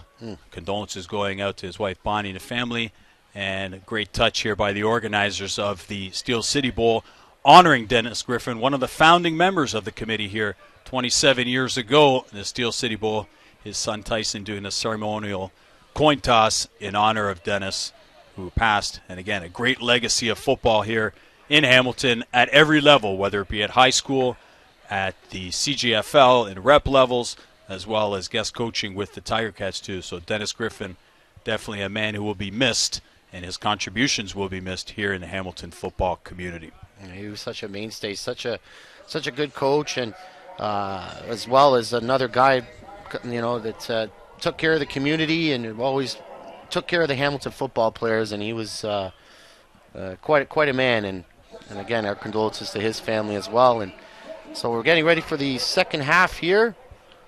As the kickoff, as the South is going to receive this second half kickoff, as they're up 14-9, and kicking off is going to be again, and he's been start to finish.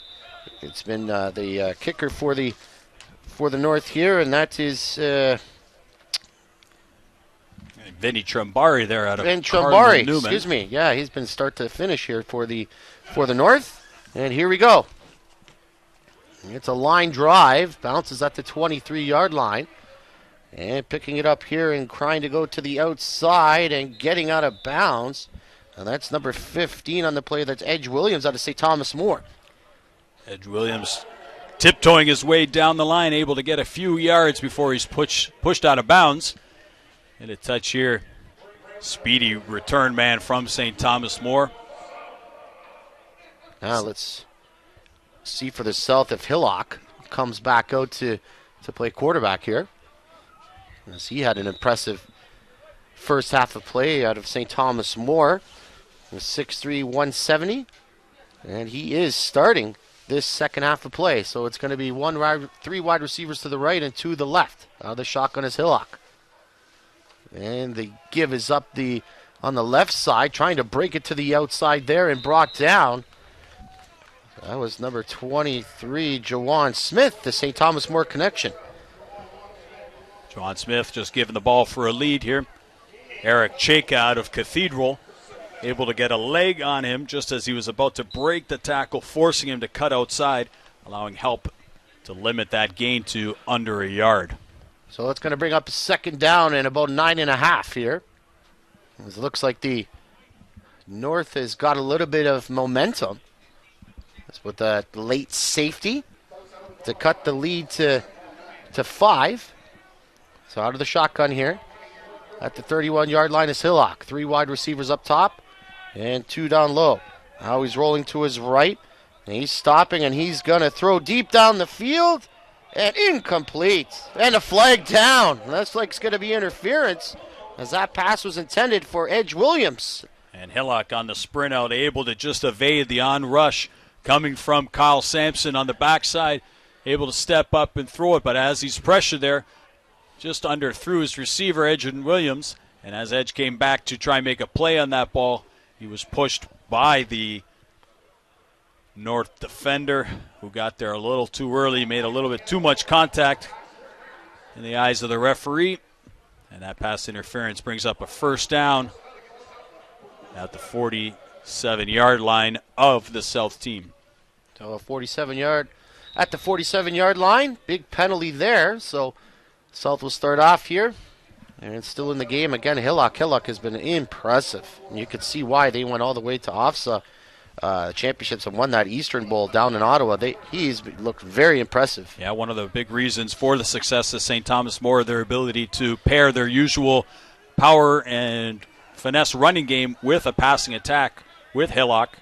As Hillock now started, he's going to be smothered at the 45-yard line. That was Kyle Sampson bringing him down out of Cardinal Newman. And Hillock and Sampson will be very familiar with each other, having played each other 3 times already this year in the regular season. Hillock taking the pass here, finding a good spot to step up, but as he's stepping up here, you'll see Sampson spin off Daniel Holsevar from Bishop Ryan and make the tackle on Evan Hillock. Impressive player, Sampson is. Very fast for his size, that's for sure. And a lot of Newman players, a lot of St. Thomas more, but every player in this game is really impressed. So now that's going to bring up a second down. And that was a loss of 1. So second down, 11, Hillock under center now out of the eye. And now a timeout is called by the South. Yeah, defensive coordinator Harrison out of Churchill. Didn't like what he saw there. Called that timeout pretty quickly, coming out here to talk to his crew. As both coaches coming out now to talk to their teams.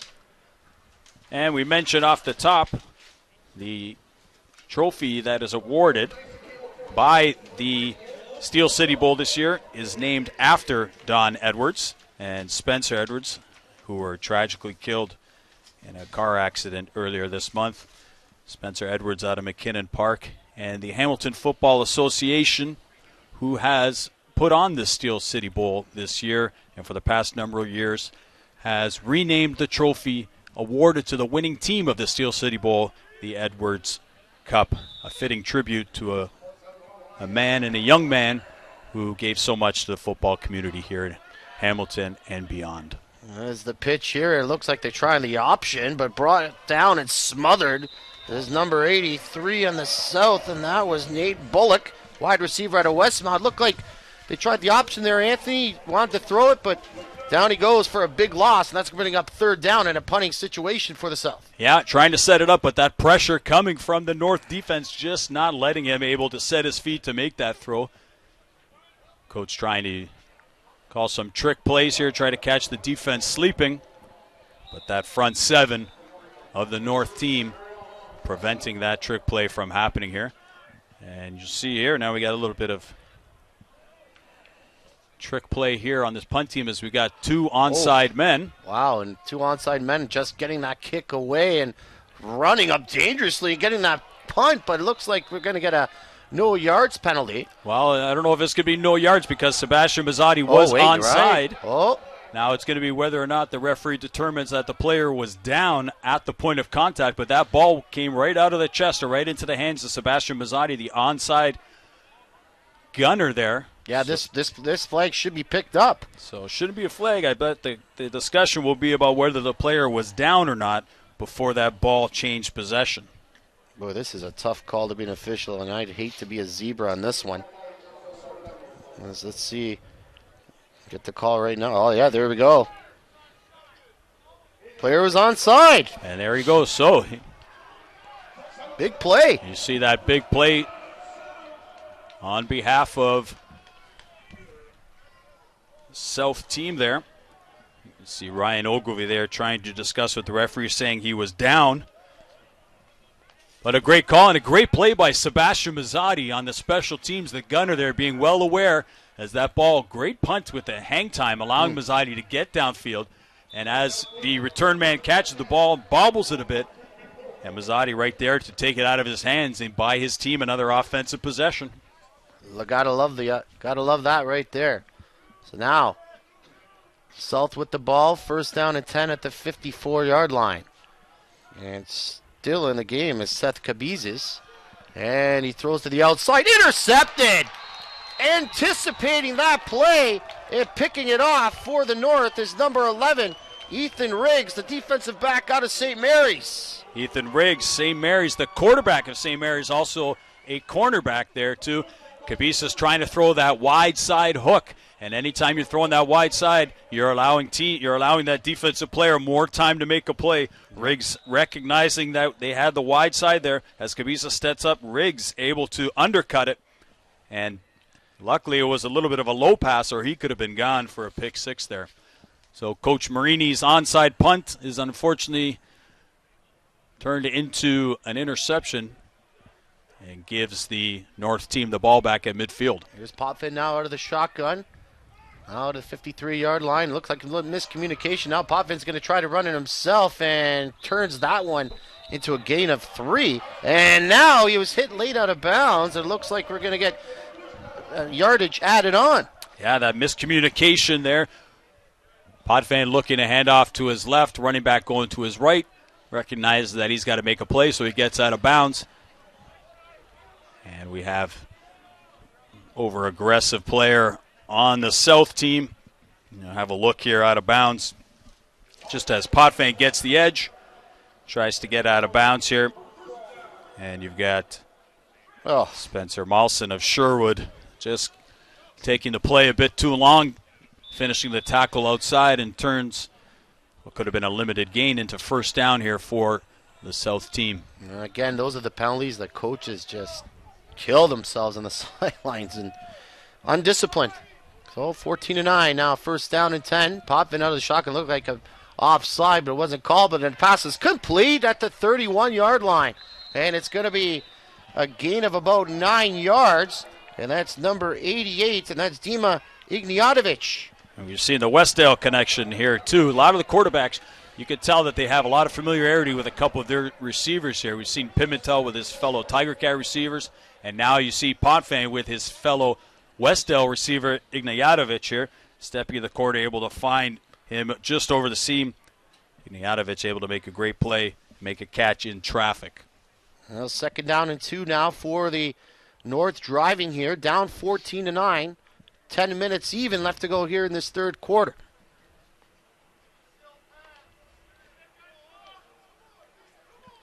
And coming under center now is Pimentel. Back in the game now. Potvin's out. And there's the give up the middle, and that's going to be a first down. As the give was to Dylan Weber. South team putting in a bit of a heavy package in there. Bringing in Pimentel at quarterback there for that short yardage situation. Gets the run, gets the first down. Potvin and the receiving corps come back in with the first down on the 29-yard line. At the 29-yard line, and North has had all the momentum coming into this third quarter and pretty much near the end of the till halftime here and keeping it going. Potvin back in the game at quarterback out of the shotgun. Oh, bad snap goes over his head. Best thing to do is but fall down on it, and he does at the 46-yard line. So a big loss there for the North. And that's hard to do when you have a 6'7" quarterback to put it over his head. Just a little bit of extra mustard on that one over his head. You can see Potvin looking for it, just snapped over here. Thought about picking it up, just took a 1 or 2 extra bobbles and decided to protect it here. Loss of about 15 on that play is going to set up a big second down here. So it's second down and forever for the North. As Anthony mentioned, 6'7", and that's pretty hard to snap it over his head, but he did. But he did the right thing, though. Potvin was to fall on it. So second down and forever here at the 44-yard line. Now Potvin rolling to his left. Looks like he wants to throw deep, and he does, and he's hit on the play. And that ball's going to be out of bounds, incomplete. And that's going to bring up third down for the North. Good relentless pressure there. Hunter McLean, a linebacker out of Brebeuf, able to force Potvin into throwing and not allowing him to get his follow-through there, and that ball just sailing out of bounds over the head of his intended target. Seen a lot of pressure coming from these linebackers from depth. As you remember, they're not only allowed to send one on a blitz, but when they recognize that sprint out, they're able to get it there and attack the quarterback, forcing them to have to make plays on that one, forcing him to throw that one out of bounds. Down punting situation, and Trumberry in the game. Look at that kick. Beautiful spiral coming down to the 10-yard line and fumbling it and picking it up here is number 15 and making a move to the middle. And down goes Edge Williams out of St. Thomas More. He gets something on nothing and a penalty flag down as well. South team taking a page, or the North team there taking a page out of the South team and putting 2 onside guys on the punt. Trumberry getting a lot of height. But unfortunately, a little bit too much distance for his onside gunners there. Edge Williams bumbling the the catch, but able to turn that into positive yardage. And we got a face mask call on the tackle. So that gain is going to be with the additional 15 yards here, setting him up for a first down on the 30-yard line. It's going to be first down at the 30-yard line for the South, looking to get the momentum back. All the momentum's pretty much been with the North. And that could all change in one big play, as we've seen here so far today. And still in the game is Hillock out of St. Thomas More. And he's a little miscommunication. He is smothered at the 21-yard line. And the sack there by number 93, and that was Kyle Sampson, I believe, out of Newman. Yeah, Sampson got a bit of a gift one there as we had Hillock looking to his right here. You'll see on the replay he looks to his right, running back goes to his left. And we got Santos out of St. Mary's with the sack. Hillock nowhere to go on that one, taking the safe play. Now it's going to bring up second down forever. Great defense there from the north.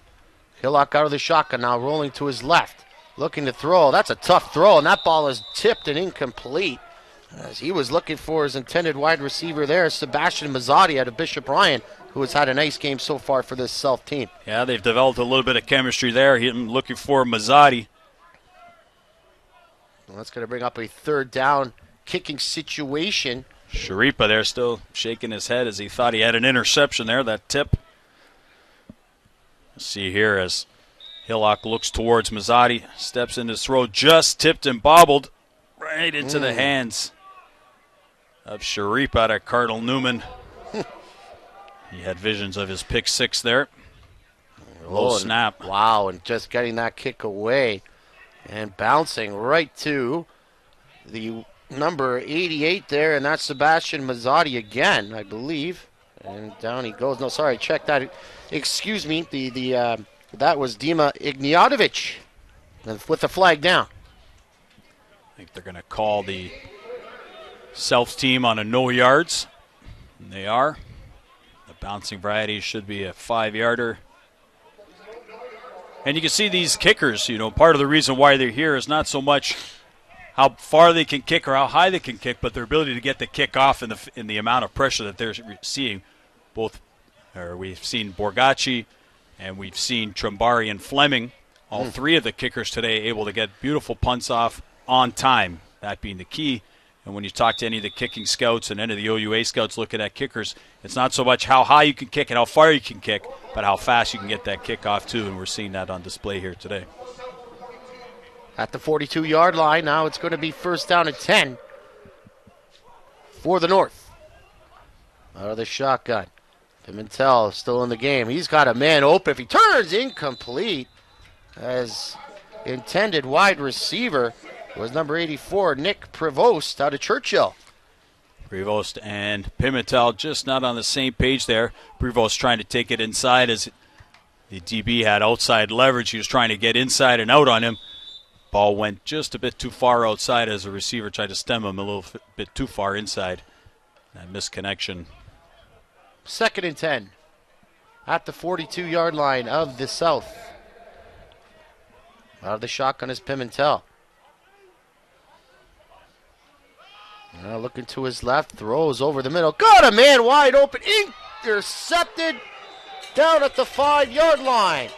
Interception by Jalen Smith from St. Thomas More, number 2. Pimentel looking for Ogilvy, one of his favorite targets here today.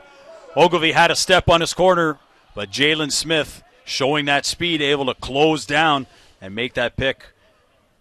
As you see here, Pimentel looking for Ogilvy, who has a step on the DB.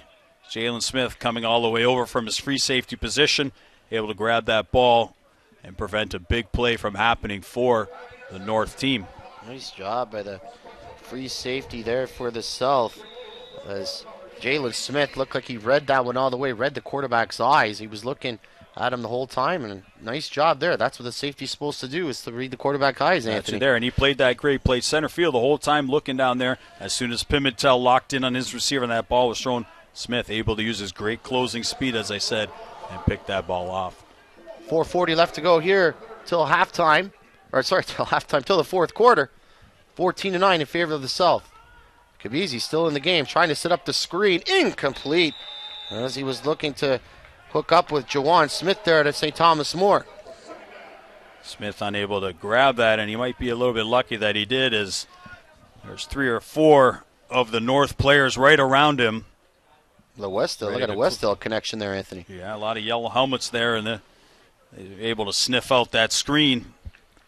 They would have had Smith surrounded there, but Smith, being a great athlete, could have made some magic there, but brings up a 2nd and 10. Yep, 2nd down and 10 at the 4-yard line. Timeout called by the South. Talk things over here. All right, Anthony, put your offensive coordinator hat on here. What are we doing at the 4-yard line on 2nd down and 10? Are we going deep? Are we going short? Are we playing? Well, I think right now with the lead. Different story. Regular season game, championship game.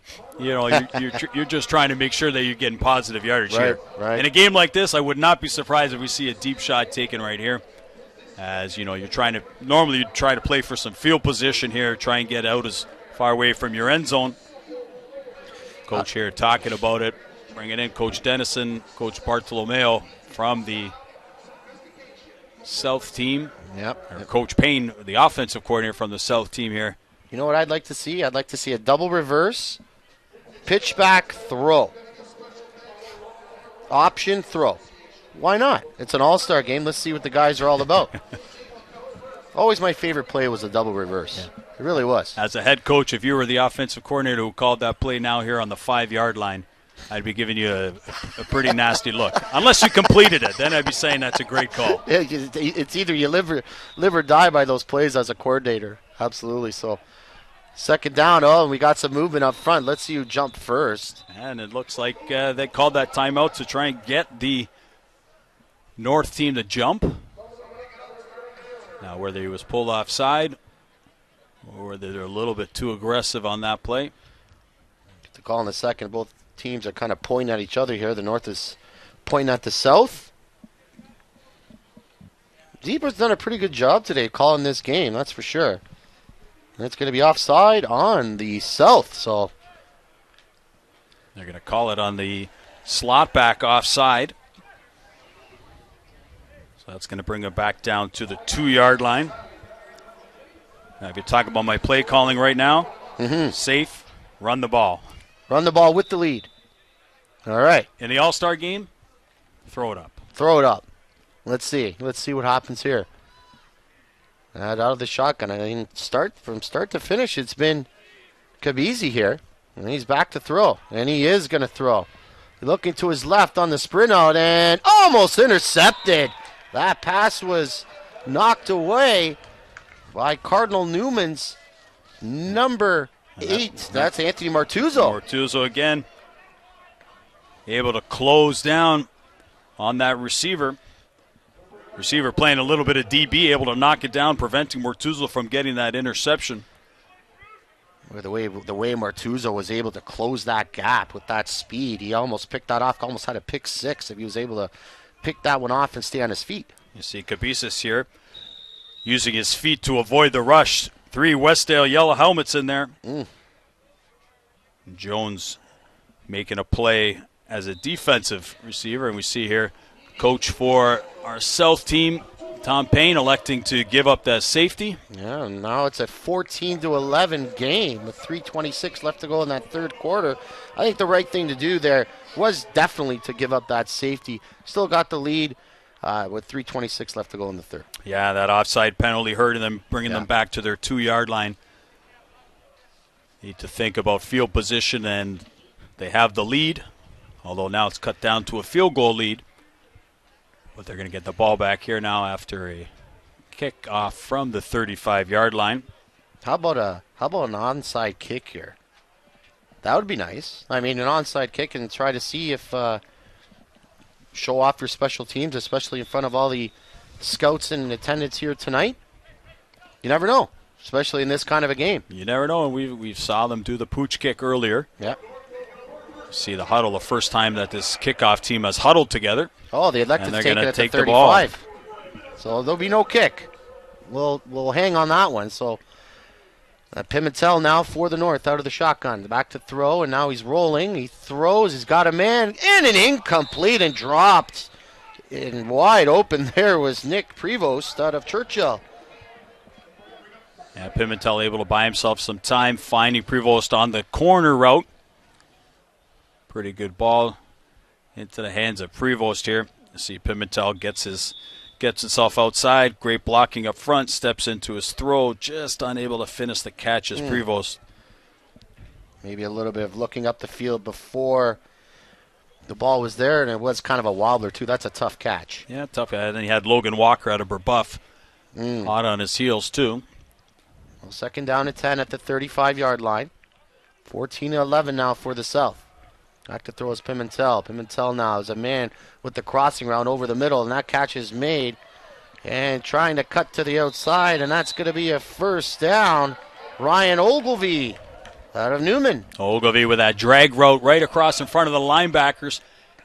Pimentel finds him, catches him in one-on-one with a linebacker from Bishop Ryan, Malik Wade. Wade able to close in on him. Ogilvie using his shiftiness and his speed, able to change directions. That change of pace there allows him to get to the outside on Wade, getting his team that 1st down.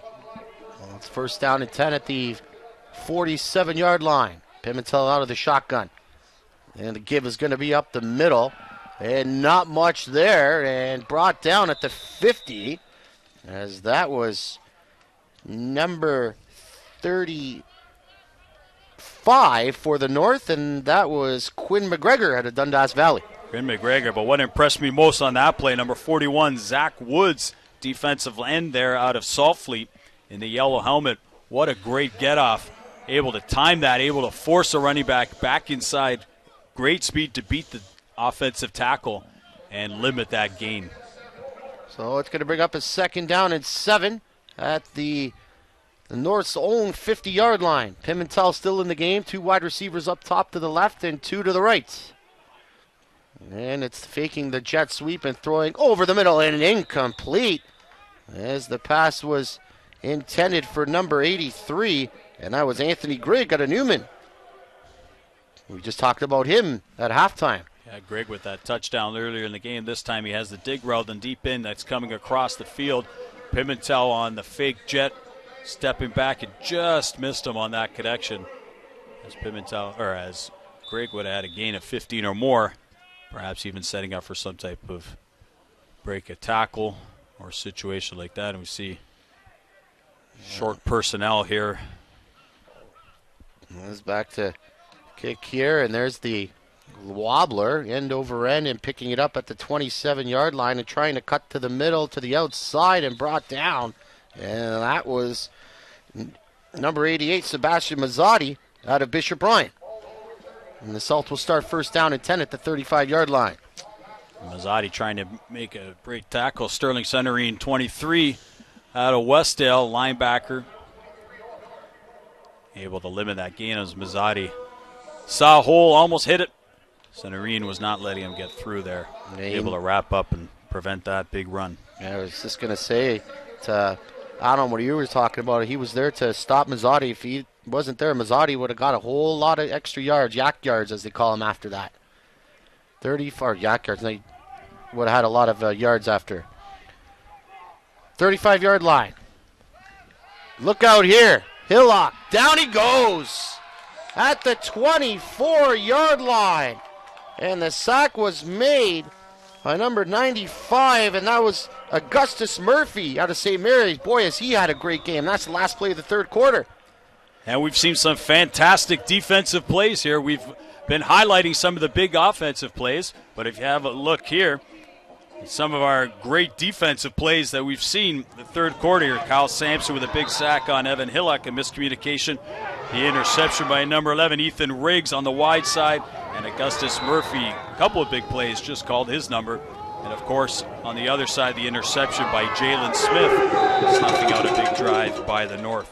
So we talked all game along about the aggressive play calling on the offense and some of the playmakers on the offense, but these defensive players, both up front and in the secondary, have been making just as many big plays. They definitely have. They've been showing their speed, their aggressiveness, and the way they close on the ball has been unbelievable. And there's been so much talent out here tonight from all schools all over Hamilton, Ontario. And I hope you're enjoying this one.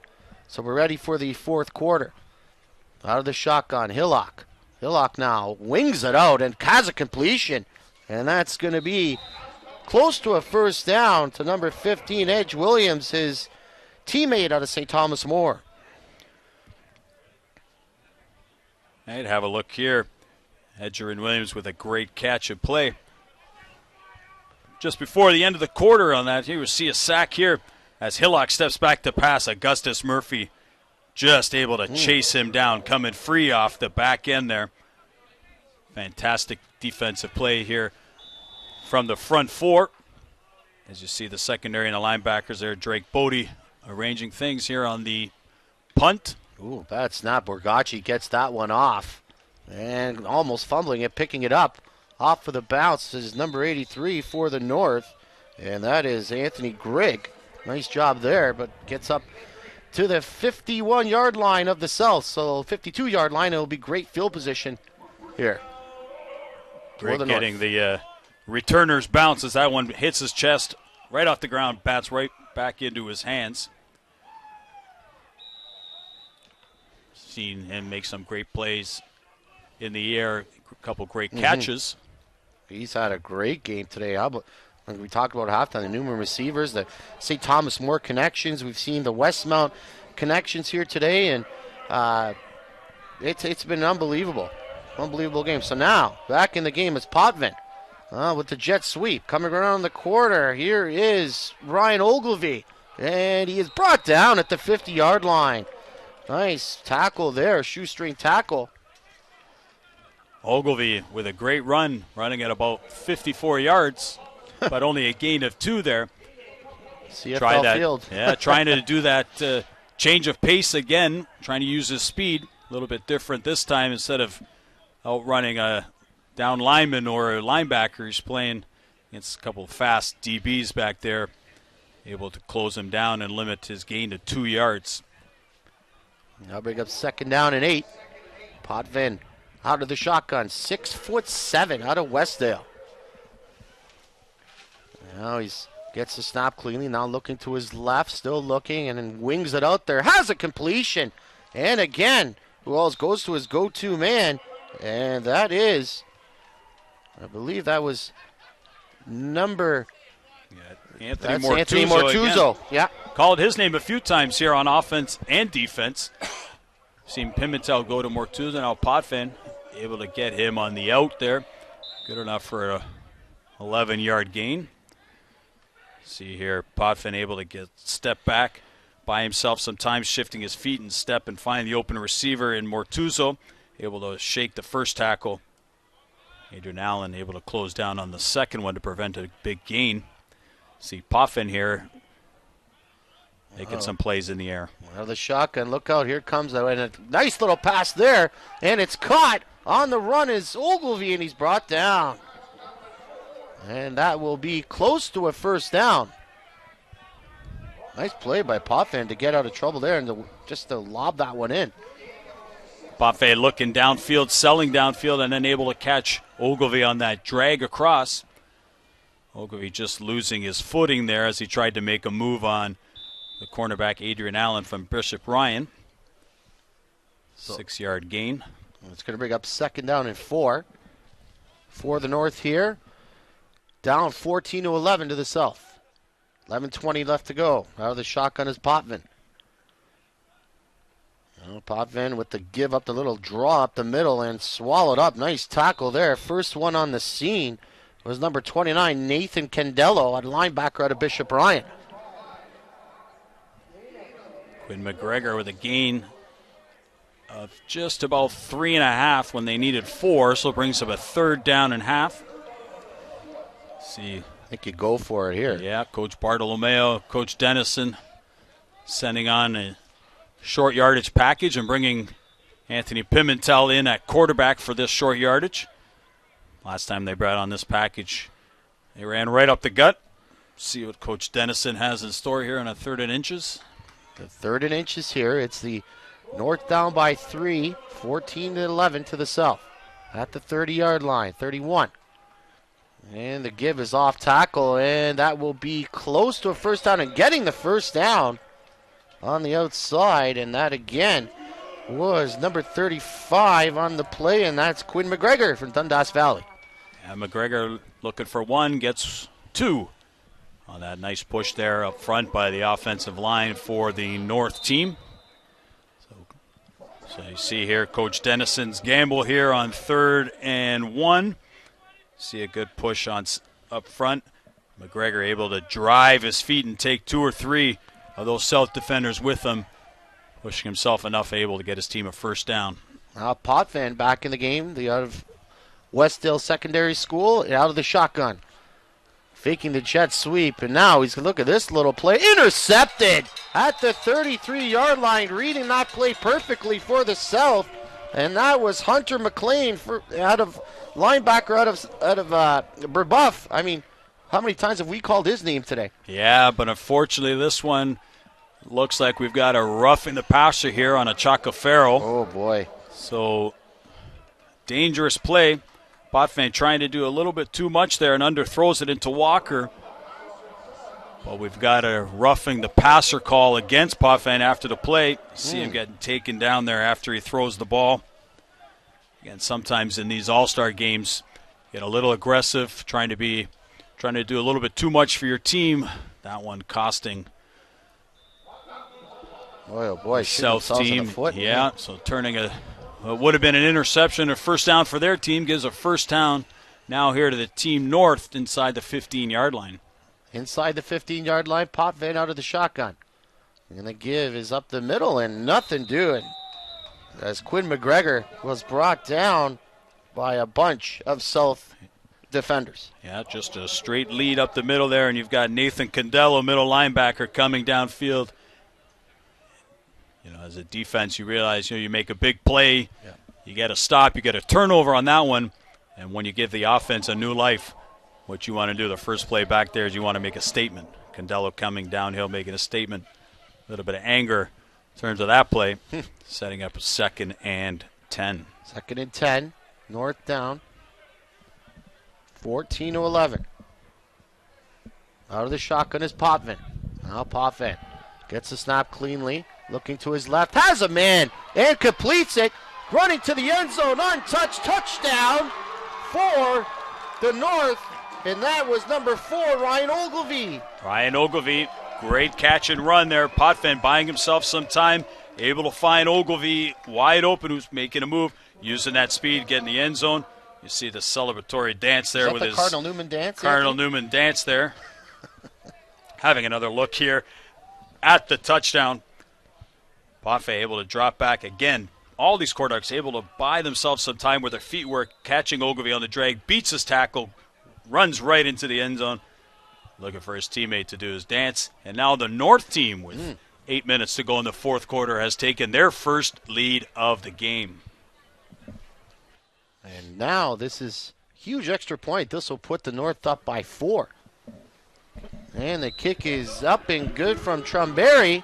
18-14 for the North, and it's been all North here in this second half. Yeah, they've definitely had the momentum heading into the halftime, and now here in the third and fourth quarters, able to connect on those plays. All that would have been negated, that interception, which was overturned because of a roughing the passer call there. So again, no matter what game, whether it's an all-star game, whether you're playing pee-wee football, or at the higher levels, can't have those penalties that change the course of the game here. When we check out the touchdown pass again, as Potvin able to find Ogilvie over the middle, break the tackle of the outstretched Bishop Ryan defender, and waltz in the end zone, give his North team an 18-14 lead. With just over 8 minutes left to go in the 27th Steel City Bowl. And Tromberry's going to kick this one off from the 45. And South needs to get a little sense of urgency here. They've kind of really haven't done anything in a while. And the kickoff is coming down and brought down at the 32-yard line. Look at him fight to the 35. Adrian That Allen. was Adrian Allen. Able to get some big yardage here, and the coaches for the South team will have a decision to make as the North kickoff team was offside. You'll see a flag on the play here. So Coach Payne and the South coaching staff. I'd make him kick it again, especially on special teams. But the yard doesn't look like the yard, though. No, it looks like they're going to take that yardage, take the ball there at the 37-yard line, decline that penalty. So South's going to set up first down and 10 at the 30, their own 37-yard line. Now they're down 18-14. 8:05 left to go. There's 27th. Steel City Bowl. And the give is up the middle and brought down on the play. And with that was Dylan Weber out of Churchill. Yeah, able to stop Kyle Nalepa from Westmount in the backfield. See Coach Payne trying to mix it up as defense looking for pass and looking for the South team to try and make some big plays to get back into the lead there. South trying to catch him on the run there, but yeah, it looked like Kyle Nalepa. Nice little speed to come up with. I mean, I've been so impressed with these linemen. Unbelievable speed as well. There's Hillock now, and he's going to let it go. Got a man open. Got a completion at the 37. It's a foot race. Down at the 2-yard line. What a catch. What a throw. Carter Michoni out of Bishop Tonus. And Michoni able, again, similar to the earlier play by Greg, that great over-the-shoulder catch. Michoni able to turn that catch into a big play. Having a look here, you'll see Hillock dropping back. Feels the pressure coming, but able to just throw it up. Great catch by Michoni, and then it's a foot race. Him and Roebuck. Roebuck able to just get enough momentum with the leg trip. Michoni tripped up at the 2-yard lines. Carter Michoni, great catch and run play on that connection from Hillock. What a job by Hillock to stand in on that pressure, too, to deliver that ball. Now it's first and goal. And brought down in the backfield there. As the handoff was to number 25, Kyle Nalepa out of Westmount. Big play on defense there for the North. Yeah, Drew Klashinsky, 91 out of Dundas Valley. There early, able to make a play, beat the guards. Get inside on this play. You can see the pressure that comes from the inside as they set up the run. See Klashinsky able to beat guard Forsett. And as he gets to the ground, wrap up and prevent the run there. And the rest of his teammates able to finish the job off for him. Little play action bootleg here. Could be with Hillock. Second and goal. 5:38 to go at the 2-yard line. Look at this trick play. Trying to bust his way into the end zone, and he does. Touchdown. And we have the old guard around there. Talk about a trick play, and you see Evan Hillock pumped up. Normally you see that type of excitement on a touchdown pass. What a great play. What a fantastic play design there by Coach with the old guard around. Unbelievable. Then look at the hands on their hips from the North. They're like, what just happened? See here, Hillock with the fumble Ruski. Got to check the record, the rule book, if that's still allowed. What an unbelievable Obviously, play the referees say, yeah, what a fantastic. What a highlight. Able to score on that touchdown. Carm Gonsalves from Bishop Ryan. Well, we got a block here, and that is going to be big. Kyle Sampson, again, we've called his name a number of times on the defensive line, able to bully his way through and make that block. Still want to go back to that touchdown there by the South. I mean, nobody expected that one. As soon as that touchdown was made, everybody in the North, they just had their hands on their hips. They look at each other. Did you see what just happened? Yeah, you can see here on that extra point there, again, Kyle Sampson able to bully his way through right up the middle, gets his hands outstretched. Wow. Able to make a play. Kyle Sampson, again, one of the highly recruited defensive tackles in the province there, showing why, making plays on defense and on special teams. Yeah, he's been a mainstay for the Cardinal Newman program, that's for sure, and he is highly recruited. He's got a lot of skill. He's big, he's fast, and it's what the teams want, especially for a lineman. And here comes the kickoff. Little pooch kick. Trickery everywhere. Oh, it drops down and running up the middle. I believe that's Mertuzzo again, getting up to the 53-yard line. Oh, this time it's actually going to be a short kick. He's going to get it to Drake Bodie. And Drake Bodie gets another flag down. This time the South team was offside, but having the ball right near midfield, you know coach is going to decline that one, take the ball right there. Wow. So everything has been kind of pulled out here. Little pooch, little short kick. We've seen the old fumble Ruski there, and we've seen a lot of plays here today. Trick play. So let's see what that last 5:22 has to offer here with the South up 20-18. North with the ball at their own 52-yard line. Potvin in the game, the West Hill quarterback, 6'7". Well, back to throw out of the shotgun. Throws to his right and incomplete off of the hands of wide receiver number 84, Nick Prevost out of Churchill. Couple drops for Prevost here today. Yeah, Prevost and Alejandro Longo, they're just, unfortunate there because Potvin made a great play just having a look. They're just over outstretched arms here. That's one that Longo will want to have back there, even though kind of going backwards there. Check that. That was Alejandro Longo, with that incompletion. It's very hard to see up here with these charcoal jerseys. Say at home, especially in the dark. They are wearing the MAC jerseys, which is kind of cool. We talked about that, Anthony.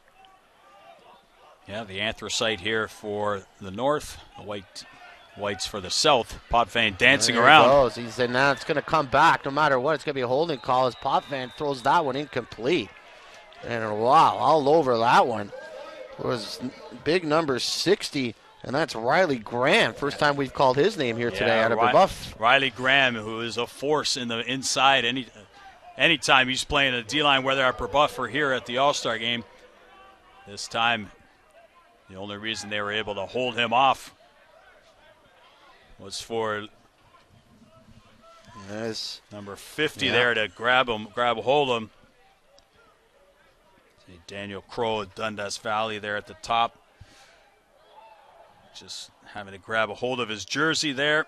Oh. And then the tackle. And it's never a good thing when the offensive lineman puts his hands up and says, "What? I didn't do anything." Not when the referee is right there and saw it. So punting situation, Tromberry in the game to punt now for the North. Down by 2. With 2 onside guys here. And here they come again. And they blew it dead. Blew it dead there. Yeah, that ball hung up there. Anytime that ball hangs up there over the middle of the field, the referees are always going to err on the side of player safety on that one. If you're on the South, you're loving that call. If you're on the North, not so much. Well, let's set it up here. 4 minutes left to go. South with the ball. Up by 2. Now time is running. 3:55 left to go here in this Steel City Bowl from Ron Joyce Stadium here in the McMaster University campus. And the give is up the middle. Nothing doing there. And Gang tackled. Whoa, that might be a late flag. No. There's number 26. That was Kimel King out of Sulfley. Yeah, King there. Wasn't able to escape. Jazon Holness Eddy out of Westdale. Grabbing, holding on, preventing any type of gain.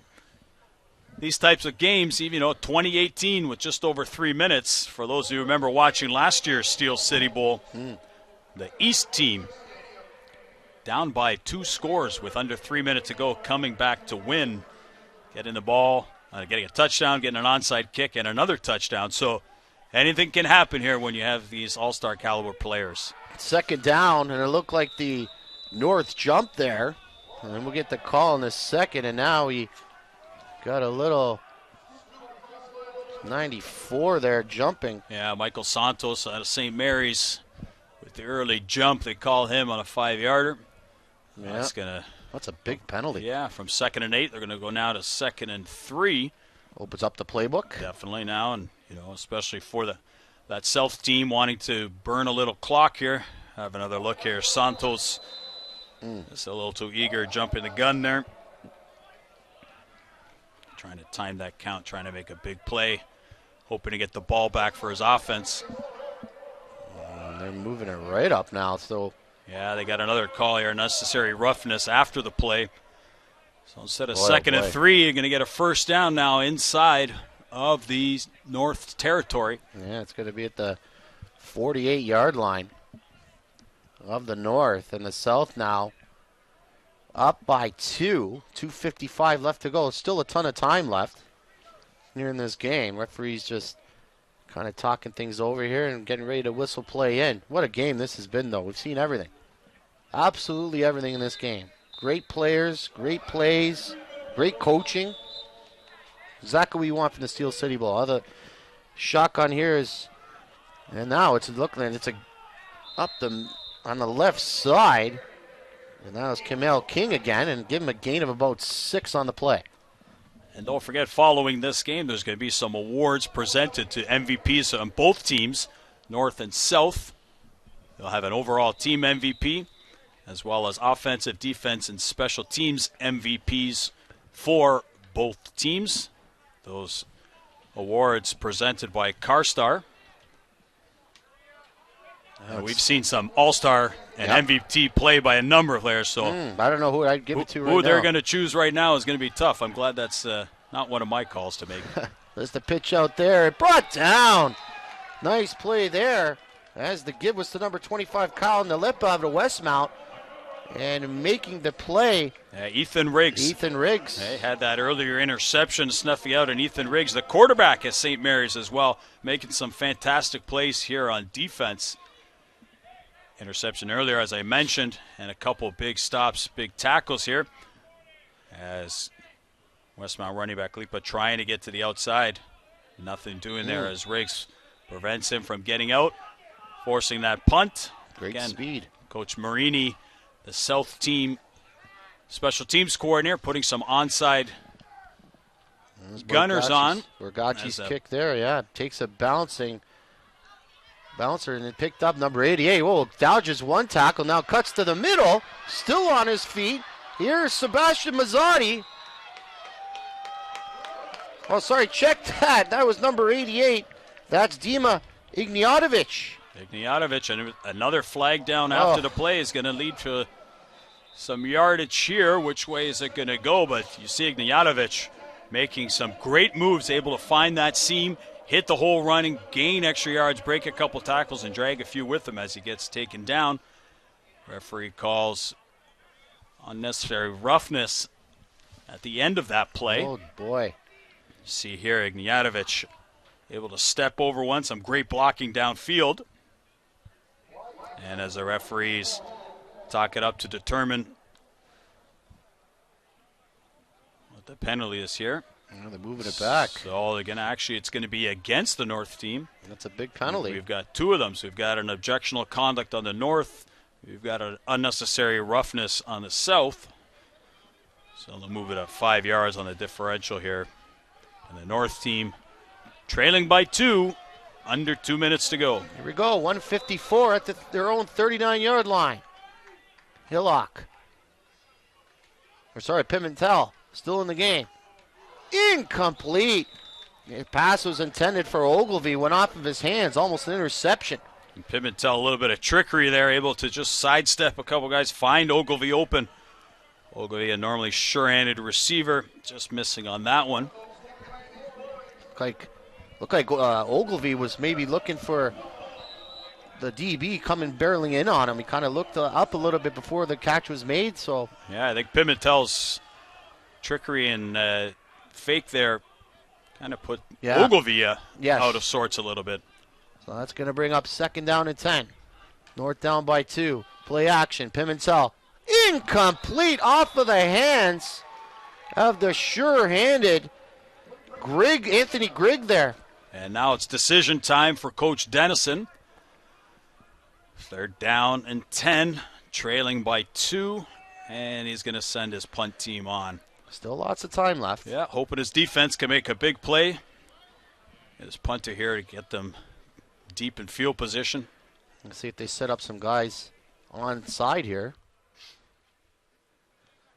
There's a 1:44 left to go here in this Steel City Bowl. South up 20-18. Here it is. 2 guys setting up right there. Here's the kick. And that's good. No, that's good. That's not going to count. Didn't go enough yards there. No. Not able to get the necessary yardage that they needed. They had it set up perfectly, just not able to execute it. Nice try there by the North. Had the right idea, but the catch was only 3 yards beyond the line of scrimmage. Needed 10. Kind of looked like maybe the wind kind of took that one down a little bit, or it just kind of went off the side of his foot, but the right idea. They looked like they had the South off guard. Could have been very close if that would have been 10 yards. Yeah, and referees discussing over here. I'm not sure what they're discussing, whether they're determining whether the player was onside. Mm-hmm. Yeah, I believe that's what they're talking about right now. You see here, looking over there, referee going to speak with Coach Bartolomeo, who's upset, special teams coordinator. So he's going to get moving it up here. So it's going to be a 15-yard penalty added on there. 15 yards added for the South, and now they're at the 25-yard line. So that's a no yards call. So he's giving them the no yards call on that play. Wow. So a chance here for the South to pretty much put this one away with 1:32 left to go.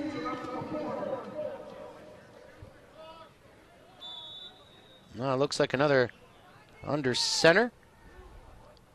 That's Hillock. Up the middle, and looks like they're just trying to run some clock as the give was number 25, Colin Nalepa, and he's brought down at the 26-yard line. Yeah, Michael Santos, another great defensive play there. St. Mary's defensive end coming down hard, able to sniff out that run. Well, plays whistled in, 1:23 left to go. South up by 2 at the 26-yard line. Hillock out of St. Thomas More at quarterback. Under center. Little play action. Now rolling to his left, and he's going to launch one. Look at this throw to the end zone. And almost intercepted. That one looked like it bounced in and out of two hands. Hillock trying to force that play downfield. Edge Williams. Yep. Covered well by Murtuzo and Pellegrino. Cardinal Newman. As you see, Hillock throws it up there into double coverage. Pellegrino off his hands, off Edgerton's feet, off his helmet, and incomplete. So here comes Borgacci to set up the field goal here from 34 yards. 34-yard field goal attempt here. So Coach Stress, I'm sure, told him if you're not going to make it, just make sure you put it through the end zone, get that single point. Now kick a look at this one, and wide left. And coming out of the end, kicking it out of the end zone. Dropping at the 4, live ball, and that's going to be a penalty. At the 2-yard line as the South. Wow. So Anthony, take me through what just happened right there. Well, lots of time left there. I believe it was Murtuzo who returned that, who took it, and bobbled initially, and then not wanting to give up that single point, decided that he was going to punt it out. However, shanked that punt. Came up just about the 3-yard line when that ball came down. Had basically his whole team around there, so you're going to get a no yards call. And that's what we see from the referee as well. That ball should be placed right around the 2-yard line, I believe. Now my question is, did he really have to punt it out of the end zone with 44 seconds left? Well, I think because he bobbled the ball there. If he would have got that ball, he'd able to just run it out, get himself the ball to the 20-yard line there.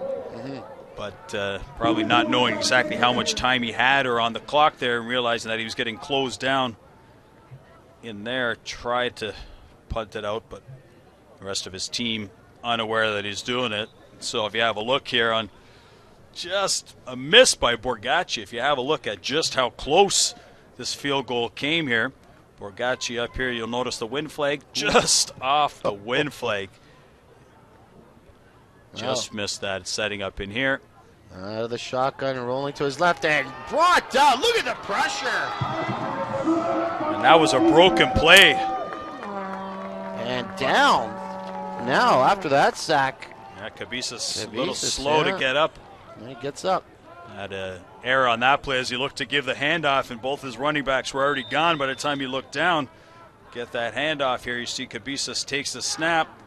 A little miscommunication. He went left. The play was designed to his running back to his right. Boy, that was a timeout called on that tackle. That Holness Eddie with the big sack, taking him back down here. Timeout called by the North to try and preserve some time with 37.5 left. He's going to go right down to the wire here. Yeah. Going to go down right to the wire here. Yeah, good timeout taken here.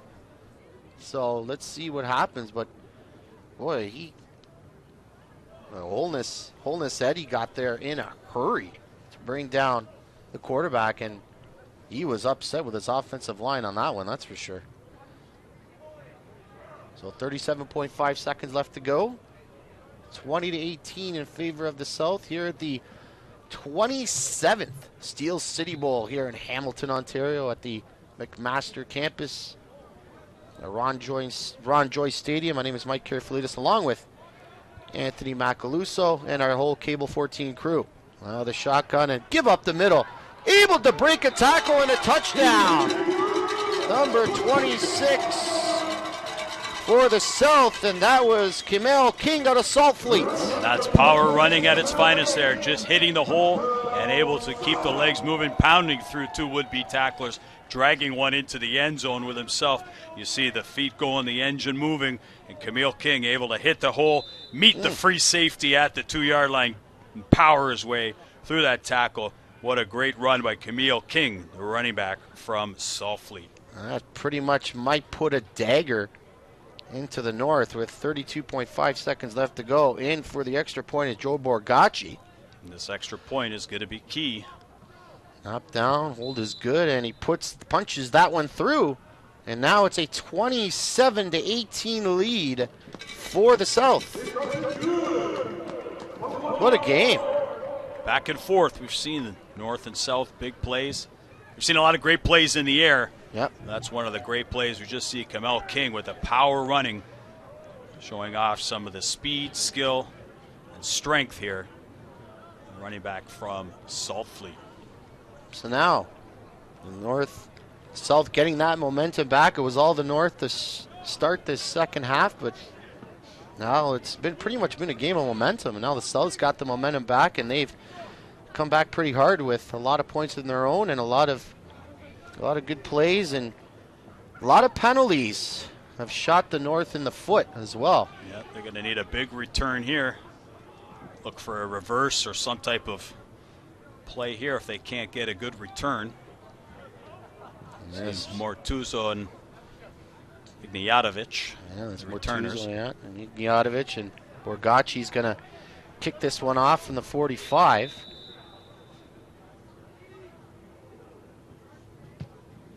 Line drive. Mortuzo goes through his legs. Now he has to go back in the end zone and pick it up. Here's Mortuzo. Gets a little room, but then he's going to be shut down at the 19-yard line. So a long field here with 20.6 seconds left to go. 27-18 in favor of the South. Yeah, Mortuzo there. That line drive kick. Mortuzo looking up to see how his blocks were setting up, and that ball just skidded between his legs. Had to go back and retrieve it. By that time, he had all the on-rush and kickoff team members from the South down in the area, so he's just trying to get some positive yards. As the North team here now going to have to take some shots with Pimentel. Going to have to go deep. South way deep. South DBs, you see here, talking to themselves, saying, nobody get behind us. Yeah, lining up and way back there is number 9, Adrian Allen, the safety out of the DB out of Bishop Ryan. He's lined up at his own 45. Oh, he's moving up to his own 40. And they back right off now. Pimentel, he's got an arm, and he's got him, man! What a catch! What a great catch. Ignjatovic, receiver from Westdale, able to corral that one-handed great throw by Pimentel over the middle, and they're going to call timeout here. We have a look here. Ignjatovic just running the post up the middle. Great ball from Pimentel, just on the outstretched arms. Ignjatovic able to stab it with his right hand, knock it down, and corral it with both hands. What a great catch. The downtown connection, the Cathedral to the Westdale, boy. Gotta like that. Two heritage schools here. A lot of storied tradition of football at both Westdale and Cathedral. Great to see both programs represented well here. Westdale located in the pretty much the downtown sector, just and Cathedral as well, pretty much the downtown sector, one Catholic, one public. So gotta like that. And two of the oldest schools, if not the oldest schools here in the city. So here we go at the 46. Pimentel the shotgun. Back to throw, and he's going to go long again. And he throws up a duck and intercepted. Back there, making the interception, and that was Allen, I believe. Yeah, Adrian Allen. Adrian Allen. Called his names a few times. He's made a couple big plays offensive and defensively for this team. Allen out of Bishop Bryan, and Pimentel is going to want to have that one back as he had a receiver there, and it just kind of looked like the ball slipped out of his hands there. Didn't get as much on it as he wanted. It slipped into him. Allen able to undercut the route, grab it, and with 6 seconds left, that should be the final play. You take a knee here. You see here lots of time in Pimentel. You see the ball just fluttering and just slip out. Sometimes as a quarterback, firsthand you try to put a little extra on it and try and get a little bit extra distance, and that's what impacts the ball. That one just led to that flutter, allowing Allen to make a play. And here's Hillock under center and takes a knee, and that's the bowl game. And the 27th Steel City Bowl is complete with the South coming up on top, 27-18 over the North. What a game. We've seen everything here today. And Anthony, I know we've talked about it lots of times as they're bringing out the Edwards Cup there. As I mentioned, they recently named the Edwards Cup, and the MVP trophies presented by CarStar. And that's going to be a tough decision to see who wins this game as we have a look at both teams lining up. And what an experience it is to play and to coach in the Steel City Bowl, as we have definitely been witness today to some fantastic football action on all sides of the ball. We've seen some great plays and catches offensively. We've seen some fantastic tackles, interceptions, and plays defensively. We've seen some trick plays on special teams. We've seen some great tackles and plays made on special teams. So just kudos to all these all-star coaches, and what a great testament to the coaching and to the fantastic players we have here in Hamilton from across the city, mountain, downtown, east, west. It's great when you see 2, 3, 4, 5 kids from all our schools here. Yep. It truly is a reflection of how great football is here in the city of Hamilton. It's just getting better and better every year. See there, the Edwards Cup, newly renamed Edwards Cup. Again, for those just joining in, Don Edwards and Spencer Edwards, great proponents and participants of football who we lost tragically several weeks ago. Hamilton Football Association honoring their memory by renaming the trophy presented here at the Steel City Bowl as the Edwards Cup. And that is a big, it's a big thing for the Edwards family. And again, my condolences to the Edwards family as well. Of what it's just terrible what happened.